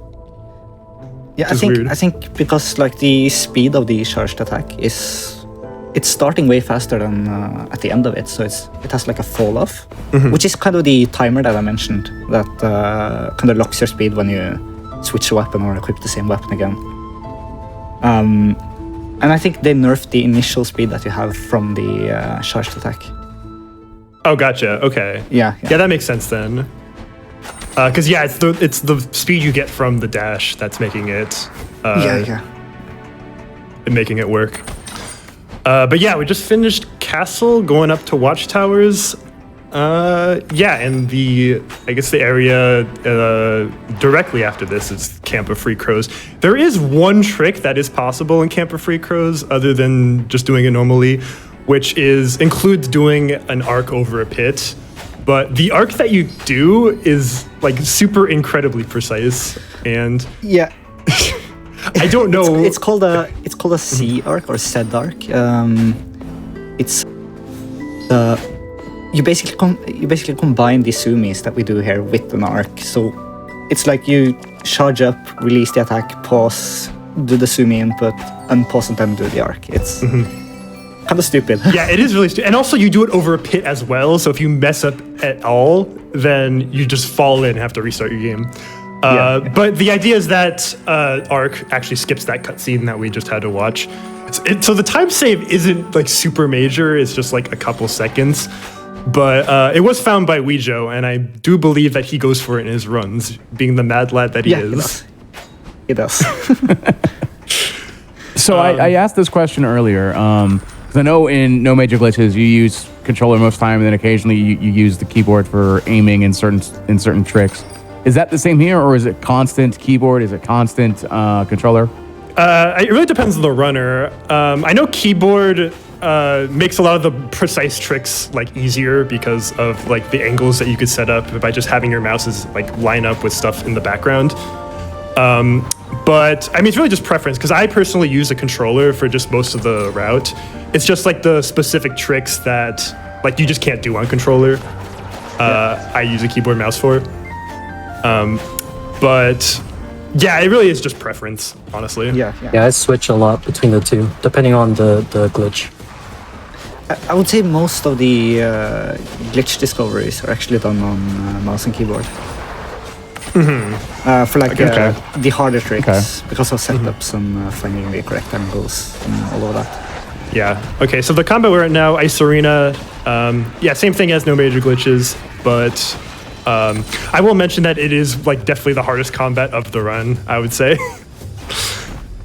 Just because right now we're at Strength 2, which is the only upgrades we have for this, which is really not too much in order to like do this like super efficiently. So the ice parts do get really annoying. Like NMG has 4 strength, and not fair. I don't know. Yeah, man. having the 2 extra strength is just huge, especially when dealing with these night enemies, which is really annoying to do over ice. It is utterly terrible, and I wish this did not exist in the run. But it's something we gotta manage, and yeah. This is really impressive to watch too. Yeah, I know, Pudding is insane at combat, I gotta say. Yeah, because I've also ran NMG, and yeah, NMG is a really good place if you want to practice combat in this game for speedrunning this game. Yeah, it's definitely much more combat focused, considering all the arena fights that you do. Like, I know before No Major Glitches was a thing, a lot of the combats that I did and the other fellow glitch runners at the time did were definitely unoptimized. So as soon, I think Vareem was the one that sort of made the category into what it is now. He just basically found a lot of the optimizations for combat, which was huge for us glitch runners, which were really just over here just doing what we felt like was right. I guess like the most major thing was like finding out that like slash heavy was a good way to optimize combat for a lot of the enemies. Because before we were just doing slash and thinking like, oh yeah, we'll just play the game normally, as intended, as we did casually. And yeah, just having the heavy damage is kind of big when it comes to certain enemies. But yeah, just Betty down. Just like NMG, gonna do the bosses like out of order, so it's Betty, Frog, and Grandma. Usually it's Grandma, Frog, and Betty. It's intended, but we'll also be doing it out of order, like NMG. Yeah, we will be doing it out of order. One of the major reasons too is that we get 700 souls right after beating Betty, as opposed to 300 after Grandma, 500 after Frog. So right now we have just enough to get the next strength upgrade. But actually no, because we're going to be getting Dexterity 2 instead. So yeah, that's actually one of the newer parts of the run that I haven't really done too much myself, is that instead of getting Strength 3 here, we're going to be getting Dex 2, mostly because Dexterity actually makes your slashes faster. I guess I don't really have a good way to explain it, but it makes the dagger dashing we do go even faster than before. I'm assuming it has to affect your speed a bit while slashing with daggers. Maybe Sigma knows more. No, it's definitely because of the attacking speed that you get from Dex. I like how the crow is just walking in a circle the whole time during that. True. Yeah, you got impatient. I didn't really notice there, but you did the impatient crow. So if you zoom me into a cutscene, then you sort of get this impatient crow sort of thing, where the crow will just walk around in the cutscene, just trying to move, but it always tries to reset you back into the spot you're supposed to be. So it just keeps your speed. Just keeps your speed from the zoom. So yeah, while someone's trying to talk to you, you're just really just walking around, doing your best, being like, "Hey, I want to go! I want to go!" I mean, we are speedrunners. We are speedrunners. We do want to go fast. Don't look away now, by the way, because something is coming up. Yep, something important. Just watch. Where did the crow go? Where'd the crow go? There he is. There he is. Yeah, there Oh, he is. yeah. That's a very recent addition to the run. That's a cam lock. We're not entirely sure exactly why it's happening. Like I have a theory as to why it's happening. But basically what we do is we do like an empty aim, like the clapping that we do. And if we release that aim and right after switch spells, the camera just wants to stay where it is. And because like the overworld of the game is loaded into chunks, so it only loads the chunk you're in plus the surrounding chunks. We actually have like areas where we can do a lot of fun stuff through the overworld levels. Like here you see all these walls. We could cam lock further up to the top left and then just kind of go through all of it without any of the walls. Or at least some of the walls. Yeah, and then we have the arc out here and zoom in here and. Oh yeah, you remember? Dungeon. You remember Mushroom Dungeon from earlier? Yeah, the we Mushroom just Dungeon? finished it. We just finished it. We're done. That's it. That was it. Oh, wow. Yeah, that's Like, I look away for half a second. Yeah, so basically, if you arc right over to that wall from earlier in Forest, you could just go out of bounds, and the way the maps loads is just like so perfectly how they're positioned. yeah. So that when you fall out of bounds in the Forest map, you go straight to the end of the Mushroom Dungeon map. Speaking of camlock jank that I was trying to explain earlier, but it's coming up again. Oh yeah, here's another instance of camlock. So I just thought, Oh yeah. I was just saying, I think the camera operator just needed to take a small break. I mean, those things happen. Yeah. Yeah. You know, in like Super Mario 64, you have that that guy following you. Yeah, the Lakitu. Yeah. Yeah, I like to. Just taking a break here. Exactly. Yeah. Yeah. Getting a snack, getting some water. Also, chat. Don't forget to hydrate. True. We skipped most of the Flooded Fortress. Yeah, so yeah, like Sigma said, camlock's more of a recent addition, and the big use case for it is the new Flooded Fortress skip that we have now, because Flooded Fortress before just required doing a lot of really risky strats that just basically required pretty precise arcs over water, and in addition to that, also having to do the wizard hook at the end. That was explained by the No Major Glitches guys, I think, but essentially the idea is you have to wait for a wizard to spawn across a pit and then hook shot over it. Having camlock here basically takes that all out of the picture, because we literally just go straight to the end combat of this area, Yeah. which is super convenient. And yeah, I mean, good. It's Forest, good. Makes- Mushroom Dungeon, Flooded, all goes by in like a snap. It's so great. And we're coming up to the Frog King now. Do you know the full name? Yeah, can you read all of it? I don't run the game, so I don't. I'm sure Totally. someone in chat will say it. Yeah, so someone just copy paste and I don't have the picture open, but someone just Here, quick, you okay. can read Just it. Quick, everyone go, go. take their favorite line from this and just post it in chat right now. There it is. Yeah. There's enough there. There's enough there. Yeah. Hit the word count. That's my Hit the favorite. word Is the count. that's my favorite. Hit the word count.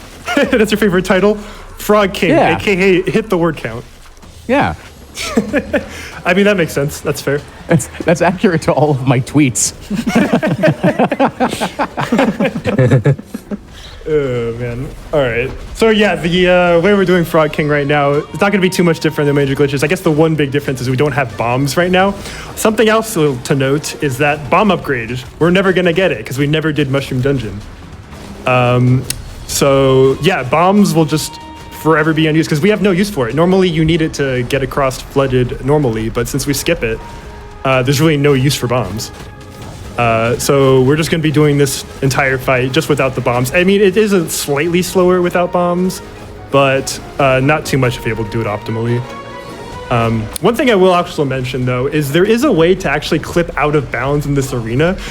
And once you clip out of bounds, you could go under the water. which essentially lets you swing at Frog King all day without having risk of him hitting you much, because you're literally just in a plane where you can just walk around and just swing at him whenever you want. The thing is, though, that it's not really quite clear what his hitboxes are when you're on that plane. So that's why Pudding didn't do it there, because it is kind of a weird strat that I think only Weejo does as well, because, like I said, he's a mad lad. I think Spread does it as well. Spread does it as well? Okay. Yeah, I think so. I mean, I guess if you know the hitbox as well, then it's worth going for. But I think I was watching Spread a little bit earlier today. Yeah. I think he was doing it. Oh, gotcha. Okay. Yeah, Spread doing it as well. Spread's also a major glitch hunter in this game, and Yeah. yeah. Here comes a similar hookshot kind of clip to what we did in like the cemetery area at the start of the run. Yeah, so normally what we would be doing is going around, be getting a key in order to unlock that gate there to get to this elevator. But instead, yeah, we could just clip in the ground and skip it. I think that was also more of a recent addition. Yeah. Yep. Yeah. The clip there is pretty recent. Yeah, But which it was found relatively early in the Switch version, actually. Oh, so it was found early in Switch version. I didn't know that. Yeah. It's funny how Switch version breaks this game even more, which is hilarious. But yeah, I think Sigma, you posted it, right? It was pretty cool. It's pretty amazing. Yeah, it was stupid that it's only on Switch. Oh, I mean, it's no longer on the Switch version, but it was like kind of stupid because no one is running the Switch version. That was going to be a question. It's like, how many people are running the Switch version? I wish more were, honestly. I feel like that the leaderboard is just crammed right now with PC runners, but I encourage people of all consoles to run this game. Yeah, I think we have 2 or 3 PS5 runners as well on No Major Glitches. Gotcha. Yeah. I guess No Major Glitches is like the more inviting category for consoles, because considering that you only can use a controller, it makes some of these strats that we do on Glitched a bit harder. Yeah. There's something fun coming up, by the way. It's, Oh yeah, so I always love yeah. that. So yeah, there's a very important trip coming up right now. We're going to be skipping basically the entirety of the Inner Furnace here. Also, first try on that arc. That arc is... That was pretty scary. It looked like it wasn't going to Very get it for a nice. second. That was a spooky one. But yeah, first try is super sick there. Very nice job. And yeah, we're basically right at the end of Furnace now. We just skipped the entirety of this area. And that trick, Nice. the Furnace skip, has definitely gone through like so many iterations, because a while ago, the way we did Furnace skip was just a bit too tricky to actually do in runs, because you basically would get like a few attempts at it. And if you didn't get it, then you would just be losing time after that. Because Furnace isn't like too long of an area if you're able to go around it optimally. But yeah, the fact that it was just like kind of tricky made it a bit weird to go for. And then eventually there was a skip that was found that you could skip like half of Furnace, which was a bit consistent. That was done at some point. And then once we found that trick that you just saw, we're all just using the full Furnace skip now, which yeah, it's very nice to have.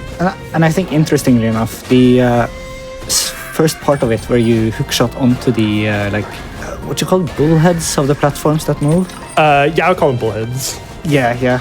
So that was also initially like a Switch clip that we found where you can just hookshot into them and kind of you clip onto them. But I think like we just found an angle that works on PC for some reason on those specific hitboxes. And that just opened up the Furnace skip. Also, very clean fight on Grandma. Yeah, I very think clean. you Yeah, did something did weird that there, basically but, perfectly. Yeah. But yeah, if you notice right there, you can see like the power that the hookshot upgrade has in these types of fights, because just the fact that bosses, when they start like teleporting around like that, you could just get to them instantly, and the hook slash does the damage of a heavy attack, which is very nice in order to deal with these enemies efficiently. Yeah, definitely. But yeah, already we're all done with all of the major bosses, I guess, before the end game. So yeah, it all went by so quickly. Wow. Pudding is just killing it right now. Honestly. There's not really too much to explain in terms of glitches or anything now. It's just the fights. Yeah, It's still. just, there's just so much going on. It's hard to, yeah. There is a lot going on. You're not wrong. It is pretty jam-packed. Like we do the Yeah. zoomies all over the place, and then just arcs all over the place, like getting over gaps we shouldn't get over. And the run is done. The run is Well. done.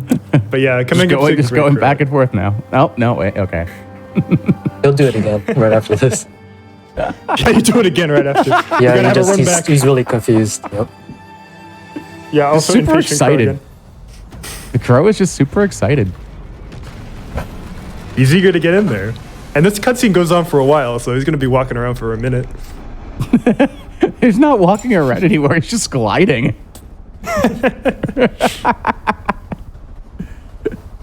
It is the best addition to the run. For sure. That was great. Yeah, it also doesn't stop here. You can just keep going. I think it stops Gotta get right those steps here. in. Gotta get those steps in. Yeah. Yeah. But yeah, this is definitely the longest cutscene of the this category. As before mentioned, there is the I guess text skipper, the auto skipper that we have. The biggest application for that text skipper would be for this cutscene, just because mashing this cutscene every time. I know my fingers definitely get a bit tired at the end of it. I don't know if others feel the same, but having that is definitely a huge addition. Yeah, 100%. Just particularly this one, especially right before one of the tougher bosses too, in Great Crow. Yeah, and it's just to make them run a little bit more accessible, in general. Yeah. Also, the accessibility is pretty nice to have. Also, I just want to point out how chill Death is. Yeah, he's Yeah, got he's a got a fanny little pack. fanny pack. Yeah. Literally a hipster. And a hoodie. And it's a giant hoodie. And it just runs away. Yeah, it's perfect. Doesn't help us fight Great Crow.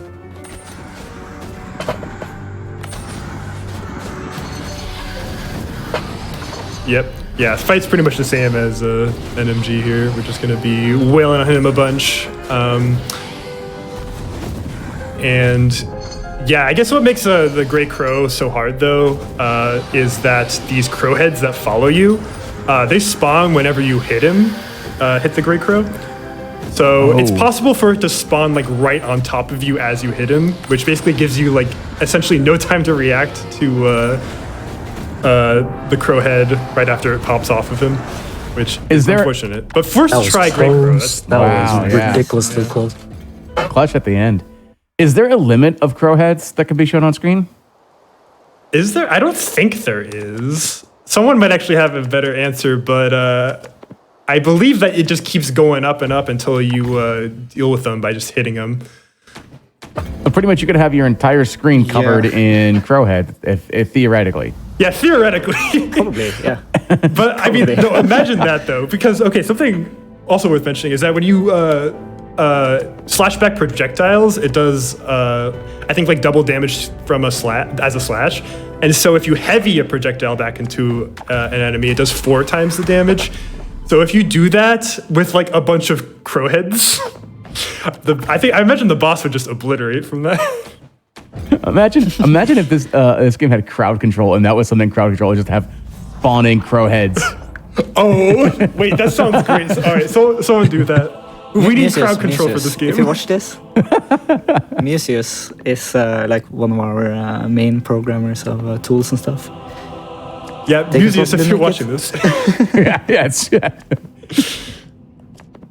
In a couple of months, I'll see crowd control Death Store, and I'm like, yes, I accomplished something.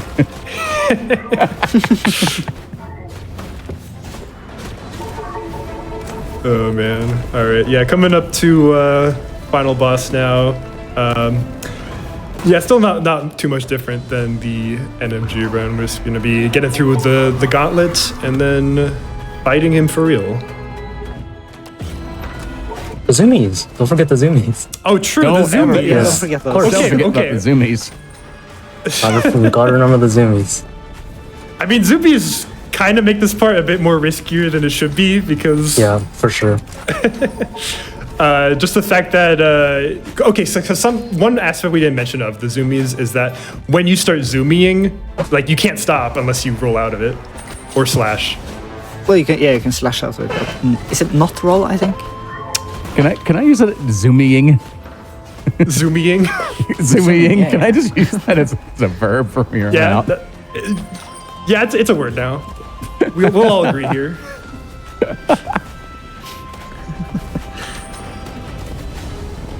But yeah, I mean, the zoomies just make this section just a bit more faster. I know, like, it is more of, I guess, a recent optimization. It's been around for a while, the zoomies, but just the fact that you could do in that arena there as like an optimization is just, like I said, it's a bit risky, but it does save a bit of time in this section over just doing it normally. Because I know, like, a lot of my runs, I mostly just do this section just walking around. Just because it's a bit tougher to react to stuff as you're going as the speed of the zoomie. I think TFT in chat mentioned also that Pudding did something he didn't do in his run, was getting the instant door on like the edge there, like walking up the edge and grabbing the door as soon as it spawns. Because that's like one of the doors that actually spawns up in the air and falls down. And you can see the black screen while fighting. I did that was like a tiny roll, but that's a risky roll. I'm surprised every time I see it, I get giddy because it's very funny to get. It's really hard to get for some reason, that angle.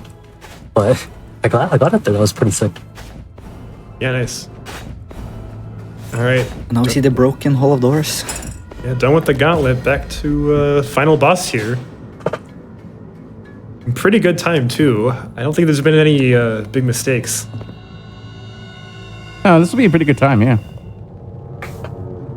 Yeah, like no unintentional deaths is always like something you want to be looking for in these runs. Yeah.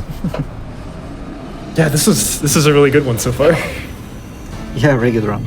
All right, yeah. Best of luck on the final boss. You got this.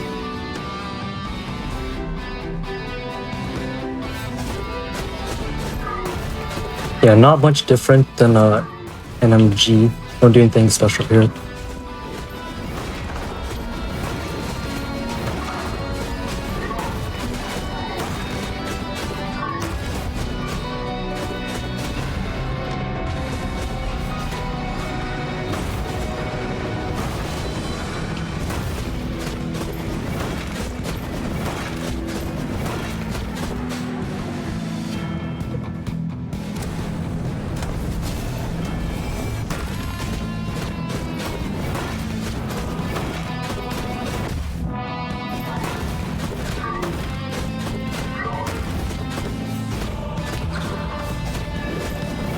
I think time's coming up.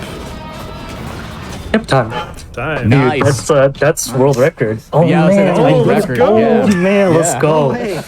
I wasn't gonna say anything, but at Great Crow, yeah, because I died in Great Crow in my world record, but I didn't die to Great Crow, and I got everything except for slope pole. I think was the most what I lost most of my time with. That's world record. Oh man. Yeah, Wow. nice. Oh, Marathon nice. world record. That's Way to go. crazy. What was the time? What was the loadless time? 46:23 Lotus. Oh, nice. Wow. That's That a is really good insane. time. PB Yeah. about 20 seconds. Yeah, 20 Insane seconds, yeah. stuff. That's impressive. Well Oh, man. deserved too. Yeah. Yeah, my legs started Yeah, shaking insane, after but- Great Crow. I didn't want to say anything because I didn't want to choke, but I got it. I mean, I think you should be able to submit this run. Yeah, yeah. No, I had everything, like, when I saw chat was like, is this world record pace? I immediately was like, during that fight, I'm going to pull it up just to be safe. I wasn't sure. Well, GG Pudding. Thank you. GG, congrats on the world record. For those that maybe didn't see the end of the last run with no major glitches, and now they're like, ooh, I really want to see the glitched run, or we were promoting the Switch version so much, maybe they're interested in learning the Switch version, where would people go to find out more about Death's Door speedrunning? The Death's Door Discord? Sorry, Scott, you were going to say? Yeah, definitely the Discord. You could find the link for that over on the speedrun.com leaderboard.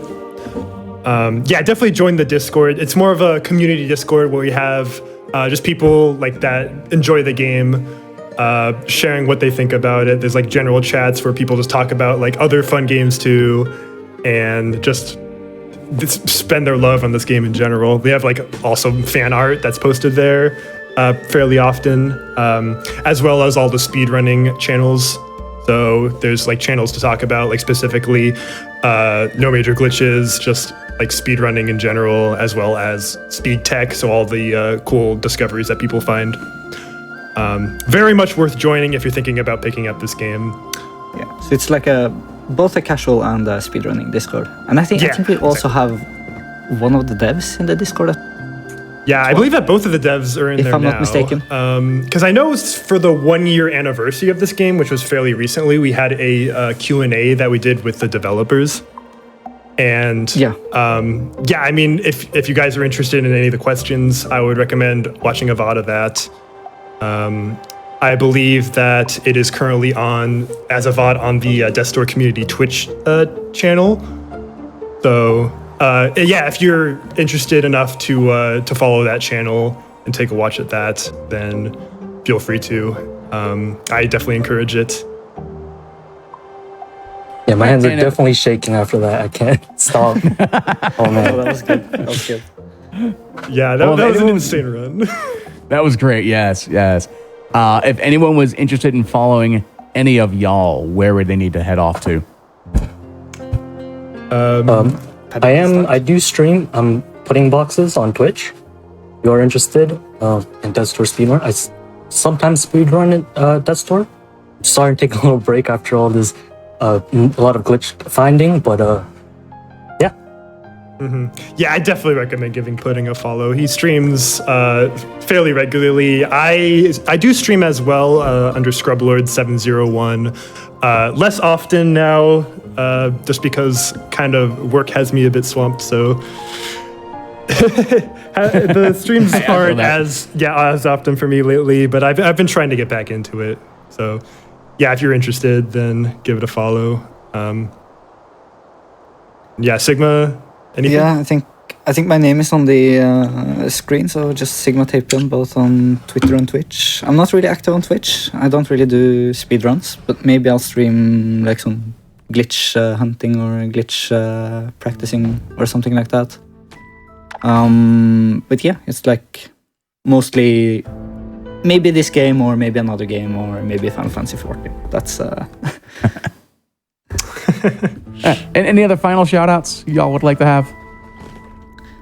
No. I think I want to shout out the other glitch hunters, like specifically like Vijo and maybe Spread as well. For sure. Like Vijo has done quite a lot of work on like finding all the different arcs you can do and a lot of other glitches that we now are going to implement into the new route, and also Spread because he also does a lot of the discoveries, and they are also both of them working on at least they worked on this route, and I think they're also setting up the new route with all the new glitches that we're finding. Mm-hmm. Yeah, and I guess I'll just shout out the devs specifically for just making this incredible game. David Fenn and Mark Foster. They're definitely, their games have been just top notch. This and then essentially the prequel to this, Titan Souls, which is the first game that I speedran. Definitely a super lovely game. Definitely has similar vibes to this game. So if you guys like this one, then I would recommend checking out Titan Souls as well. Yeah, definitely. All right. Well, thank you all so very, very, very much. We're going to take a small break where we get things set for the last run for the bargain bin. Do not forget that while the bargain bin ends here in a little bit. We will have a show at the top of the hour coming up. So the runs do not end after the bargain bin, but we're going to set things up for Icey coming up next. So this is a great time to get up, stretch, use the restroom, all of that fun stuff while we get things taken care of. We'll be right back. Thank you. Yeah, thanks for having us.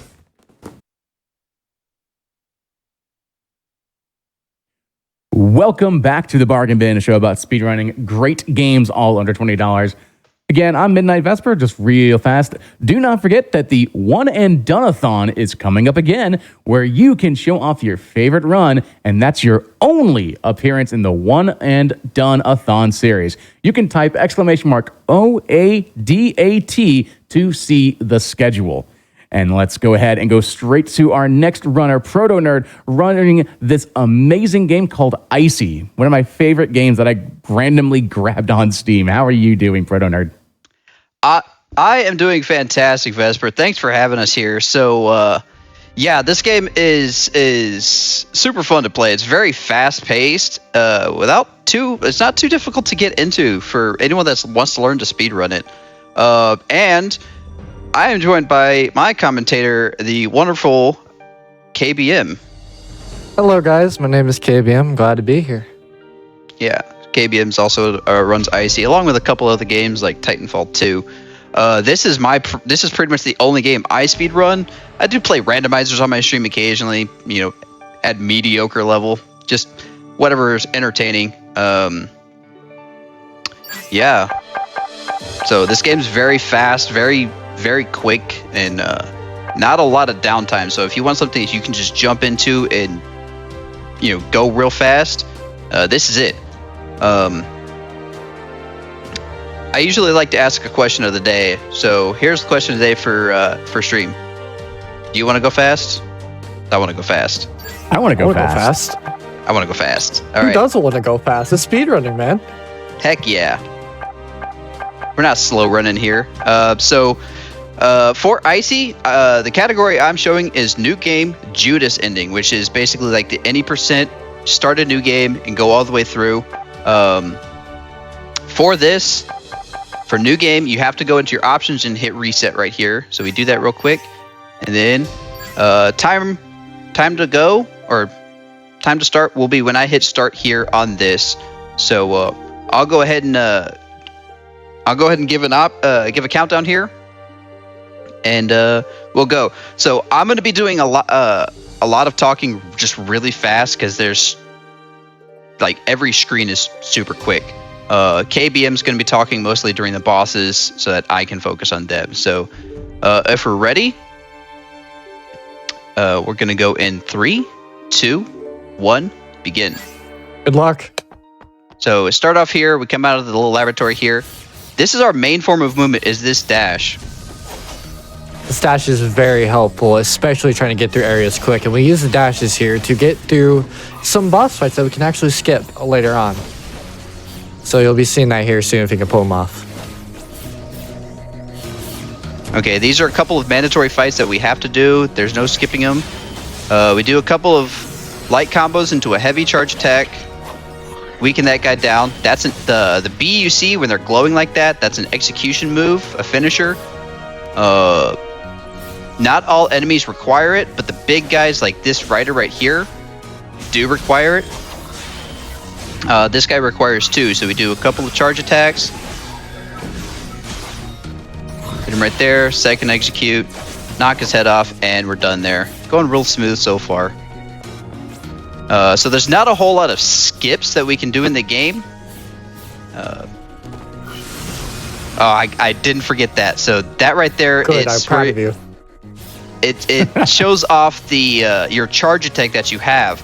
And I had a bet going with KBM that I was going to forget it because I'm notorious for forgetting to do that as soon as you enter the screen doing a charge. We're approaching the first. This is the first boss, the tutorial boss, Dahal. She's going to come out of the sky here and land. We're going to start off with 2 dashes to the right, get behind her, jump up, and do a light combo into a buzzsaw, dash behind her, do a heavy charge, dash, go into the first execute. Then we hold this charge.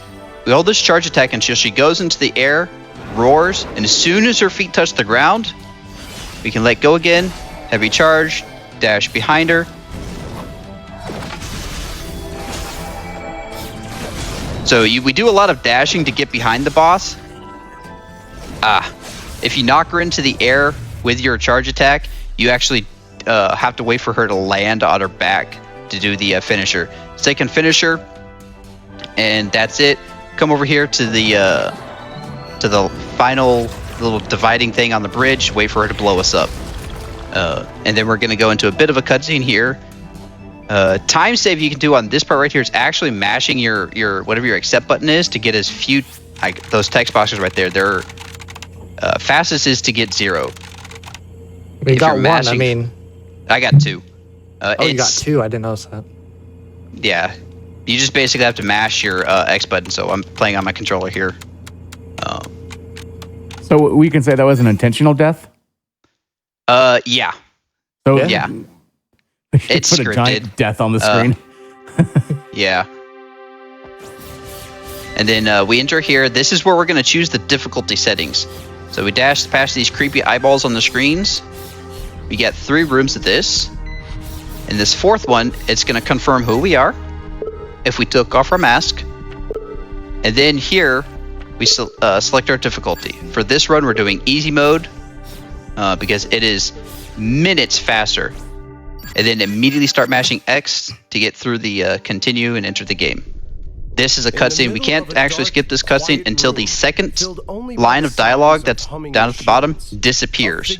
So, So I guess in the meantime, I can go off and say that Flame Fatales will be having its next all-women speedrunning event, Flame Fatales, from August 21st to 27th this month. The marathon schedule is now out. You can type !FF in Twitch chat or go to gamesdonequick.com/framefatales for more information. Prize submissions are in fact now open. Check the site for more let's information. go. I got the barrier skip. Okay, so I was waiting for you to finish. So that right there, it's called barrier skip. It's frame dependent, and running on 60 FPS it's really inconsistent. You have to get up to the barrier that's on the right hand side, and you mash a heavy charge attack, and it will you just clip through the thing. It's very inconsistent on 60 FPS.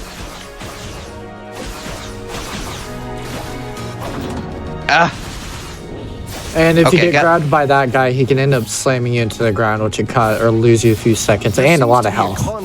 Yeah, Especially this early. it's guaranteed to break your shield.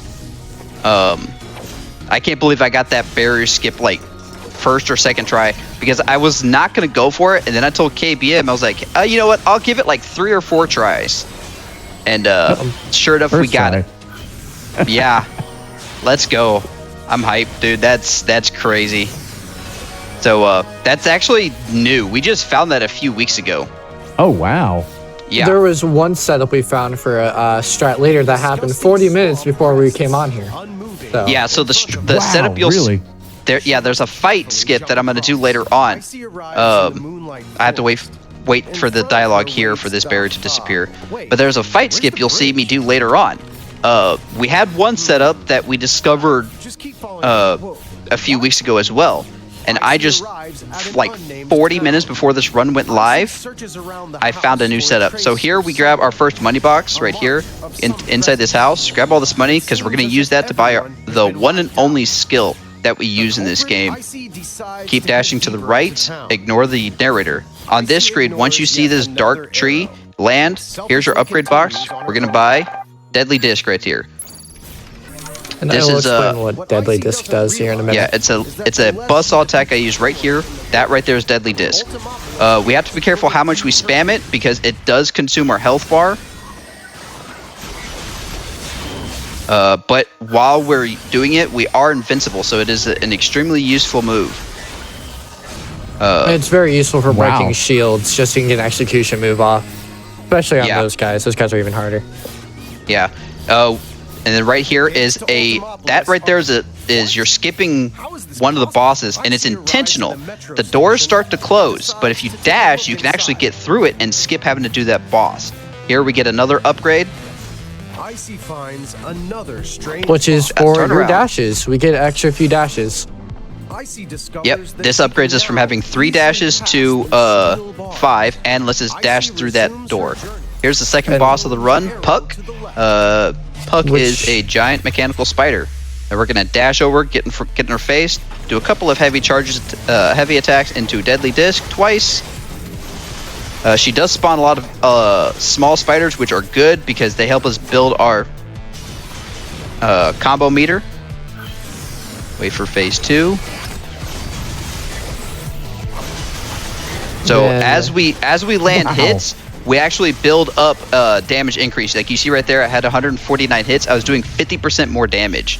That was a really good Puck fight. I'm happy. Wow, that was really good. That Oh, was yeah. really good. Yeah, I feel bad for interrupting because I was trying to make sure you focus, but you got that like very perfectly. I give you credit. Yeah. And then here's another waiting moment. Wait for that barrier to disappear.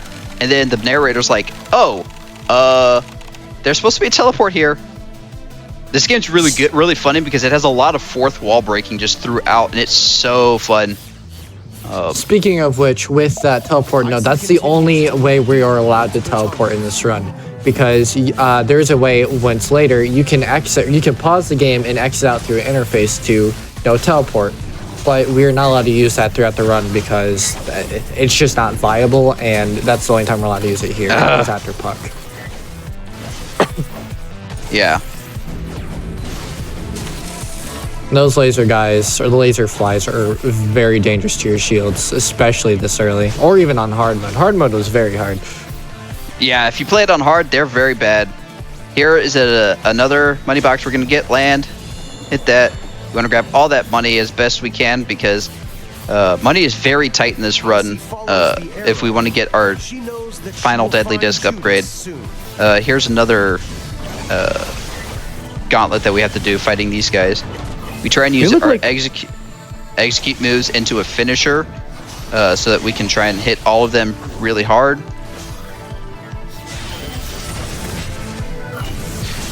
They look like little buzzsaw robots. They're kind of cute. Yeah.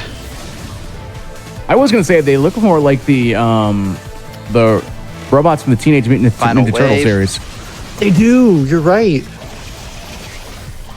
Okay, this is a really challenging one because we have to kill that arm guy. This one right here. He's being a pain in the butt. Okay. Oh, Hey, you got it. You pulled it off. Nope. I you had one didn't? ad spawn. Oh.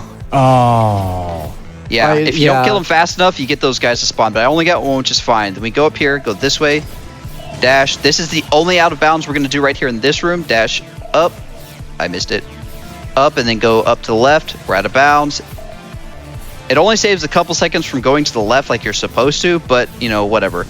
Got another mandatory fight here with these two guys.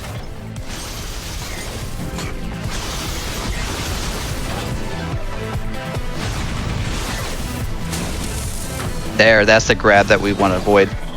Yeah, because that Okay. broke your shields immediately. Yeah, if you get an execute move, it does refill. We buy Deadly Disc here too because this is the next boss, but we can potentially skip it with a dash, land, dash, 4-hit combo, 3-hit combo, double jump into a heavy. Nope, it doesn't always work. But oh man. I will explain Carlos for everybody. So what he's going to do first, he's going to go into 2 heavy attacks with 1 light disc, or he's going to go into 3 different light discs because we changed up the route here with this boss. But yeah, it looks like Deadly Disc is mainly just the most viable here with the executions. Dude, I forgot how deadly Disc is. Yeah.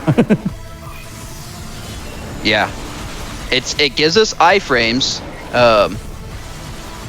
Until he accidentally eats you here, which is not good because he can possibly kill Okay, you. I don't know. there we go.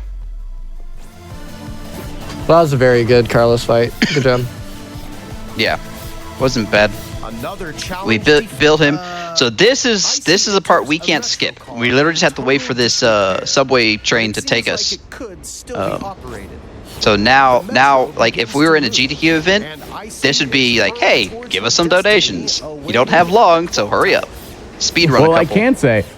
can say that you can check us out on Instagram at GameZoneQuick to get bite-sized clips from our hotfix shows and see what happens at these events. Also, don't forget your subs, Prime Gaming subs, gift subs, and bits cheered on the GDQ Twitch channel help support the weekly Hotfix content. Please consider subscribing if you enjoy these weekly Hotfix shows. Okay, coming up to the next skip here. Coming up to the next skip here. So we dash through this screen until we hit the middle of the street, dash through right here. I dash through this screen. As soon as I get through here, I land, 4-light combo, a 4-light combo, 3-light combo into a dash, into a double heavy. I got the skip. Yes, let's go. Let's go. Nice. That's the new setup that I just got. It's turning out to be a lot more consistent, whereas the old strat was about 40%. That one's about 70. Yeah. Nice. He's Same gonna try to setup pull it here. off again here. Nope, didn't get it. Okay. I do have to fight these guys. They're also a pain in the butt. Everything is fine as long as Icey I'm so glad that we had Deadly Disc to our use here, because if we didn't, and at level 2, this would be a way harder fight. Because I remember with the original route that we did multiple different abilities, which I don't remember all the names for, but Deadly Disc here is one of the best abilities that we can possibly have in this run. All right. So we dash right here. So these bombs, you have to be careful. Oh my gosh. Those bombs are so deadly because they will knock you on your butt and break your shield, as long as those those light guys. Here we go. This is another boss skip. I got the boss skip. Yes, let's go. Nice. That's very hard because you have to be in a very specific spot, and you just do a heavy charge, and you get through. Where he lined it up was that second bar line that's connected to that bridge, and he was able to do that very well. So good job on that. Another mandatory little fight here.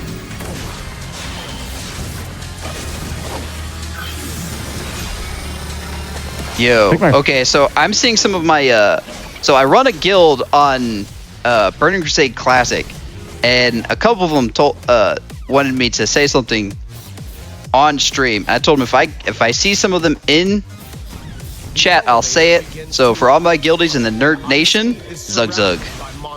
Zug Zug. Zug.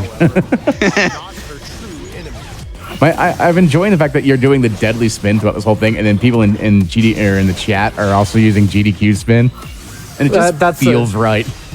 It really does. So we got the elevator gauntlet here, notorious for being a pain in the butt for some people. Seems like you're pulling off very nicely, except this one guy. This guy's just not giving you a good time. Yeah. Zug Zug.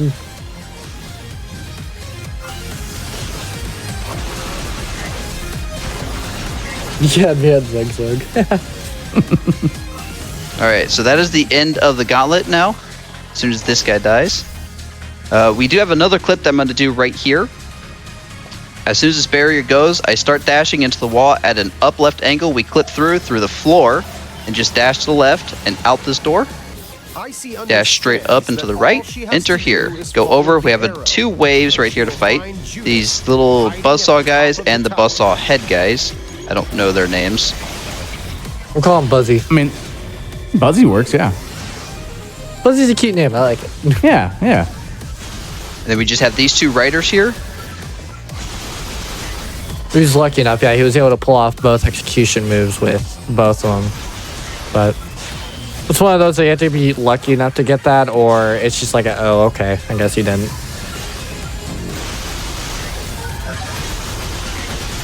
Okay, that's it right there.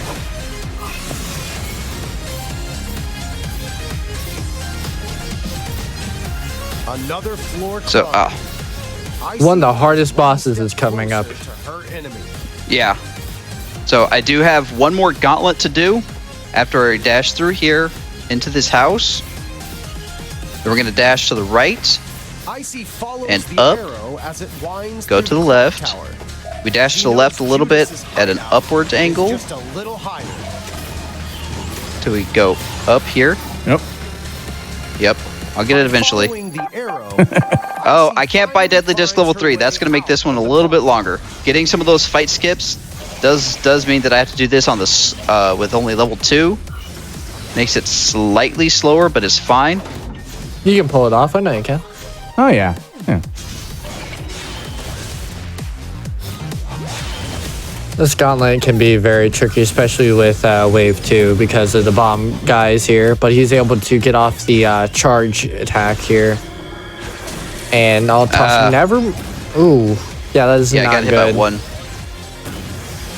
That's fine. That's fine. We made it. You made it. You're still alive. Yeah, that's fine.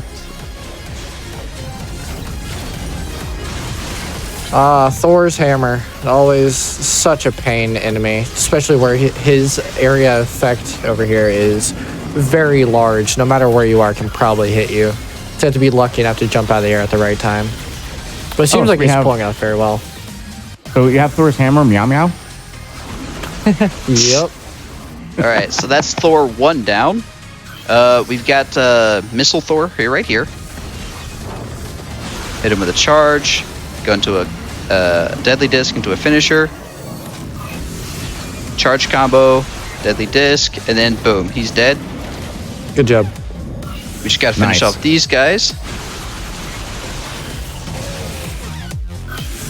All right, they're done.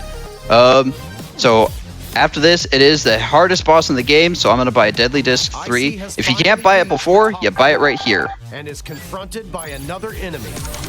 We should do like a challenge run for Icey. Okay, Like hardest don't buy boss right Deadly here. Disc.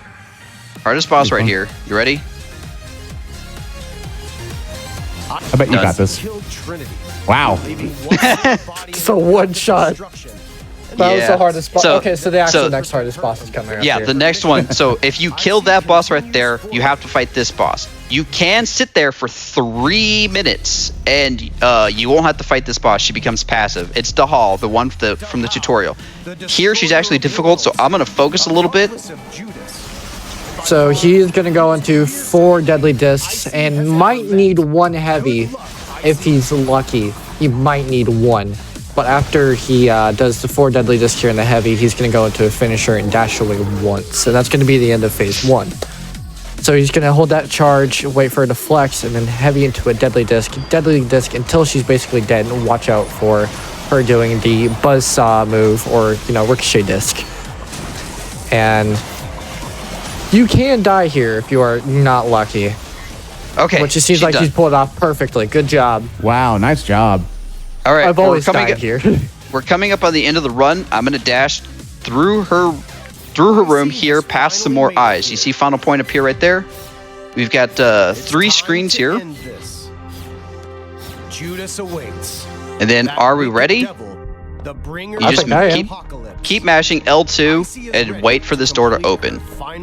As soon as I get through this door, it's the final boss. But I'm going to skip his intro scene and take away 1/3 of his health before he even technically spawns. Dash up all the way till you get to these.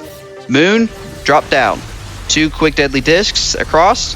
Go into an execute move, knock off 1 leg. Let him stand up, do a charge, deadly disc again, execute move, do the charge, he stands back up. He has 6 health bars, so we are coming up on time. As soon as I knock off the last leg,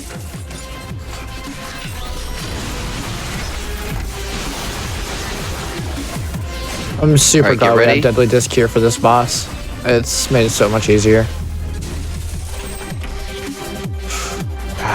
knock me right, Oh. and time. Nice. GG's, dude. GG. GG. Super smooth. Great run. That was. And you Yes, got the GDQ most of the spins. skips first try. I know. So hyped for that. So, what was my time? 2029. Ooh, 5 seconds off my PB. My PB is 2024. So I'm so happy that I got it even close to my PB. If my goal was 21. So you can actually, while she's doing the execute moves repeatedly on the boss, if you're planning on doing more, you can pause and exit and be able to go back in. Great thing about this game is if there's a specific segment you want to try, you can actually use the in-game teleport menu to go to different parts and keep trying a part. Like the skip that I got outside of the clock tower when I got super hype about the new strat. I was literally just exit, go right back in there, try it again, and then just repeated it over and over again. And that's So- how we Nice. ended up finding that new strat 40 minutes ago. So that was very Wow. Yeah. Yeah. That's so cool. So He let me know, was like, hey, so we found this new thing. And I called him immediately. I was like, all right, wait, what's Yeah. going on here? So if anyone was interested in wanting to know more about Icey in terms of speedrunning, where would they need to go?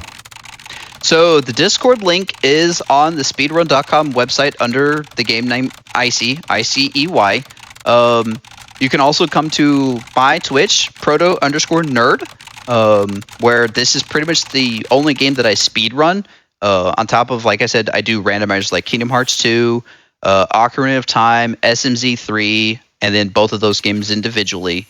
So like this is the teleport menu I was telling you about. So if I wanted to go to right here, Clock Tower Insurance, this is where I did that skip. And then if you ever want to do it, you just right here, back to extensive, let it load, and then you can teleport. It's really good for practicing specific segments. That's cool. Yeah. And if anyone wanted to follow, because I know Proto, you just said it, if anyone wanted to follow y'all, where would they need to head off to? So like I said, twitch.tv/proto_nerd is where you can find me at. Right now, I can only stream in the evenings because I have children, and so they're noisy during the day until they go back to school in a couple weeks. So evenings right now, and then in a couple of weeks, I'll be able to stream during the days on my off days. You'll be free, finally. Yay! And then you guys can find me over at twitch.tv/KBMReaper, where I am currently overhauling my entire Titanfall 2 any percent record because a 144 is not good enough for me. Oh, I will before I also go, be running more Icey too. Before I go, I'd like to bring a special guest on real quick. Come here. Okay. Come here. Now I'm curious. Well, Yes. in the yes. Come here. Up. Up. Come on. Come on. Come on. Yes. Come In on. the There we meantime, go. we got all that taken We got care of. Any other puppy. final shout outs? Actually, I do have a lot of shout outs. Or if I could, unless you want to go first, Preto, sorry. I was just gonna say shout out to KBM for being commentator here. Thanks for joining me, man. No problem. I was glad shout to be out to Wyke, who could not be here, but Wyke programmed our auto splitter for live split for this run and did a great job on that. So thanks to him for that. Thanks to Little Tonby for discovering the first boss skip on Ideon, which the boss that you didn't see, and then helping us develop that into getting all the other fight skips and barrier skips. And then shout out to GDQ for just being an awesome community and for letting me come on and showcase this really fun, really fast game. And honestly, you guys might see me on the One and Done series. I was kind of thinking about that earlier for so I was like, I could do One and Done.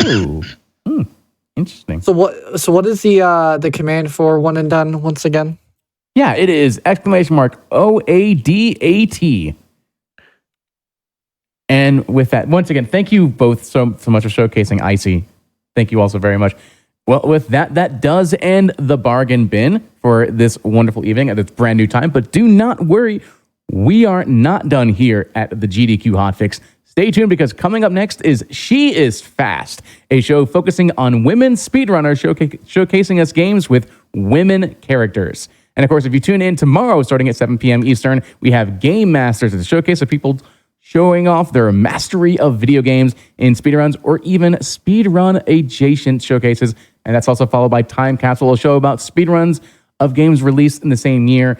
Thank you all so very much. It's been real and fun. We're going to take a short break while we get things set for She Is Speed. Can't wait to check it out.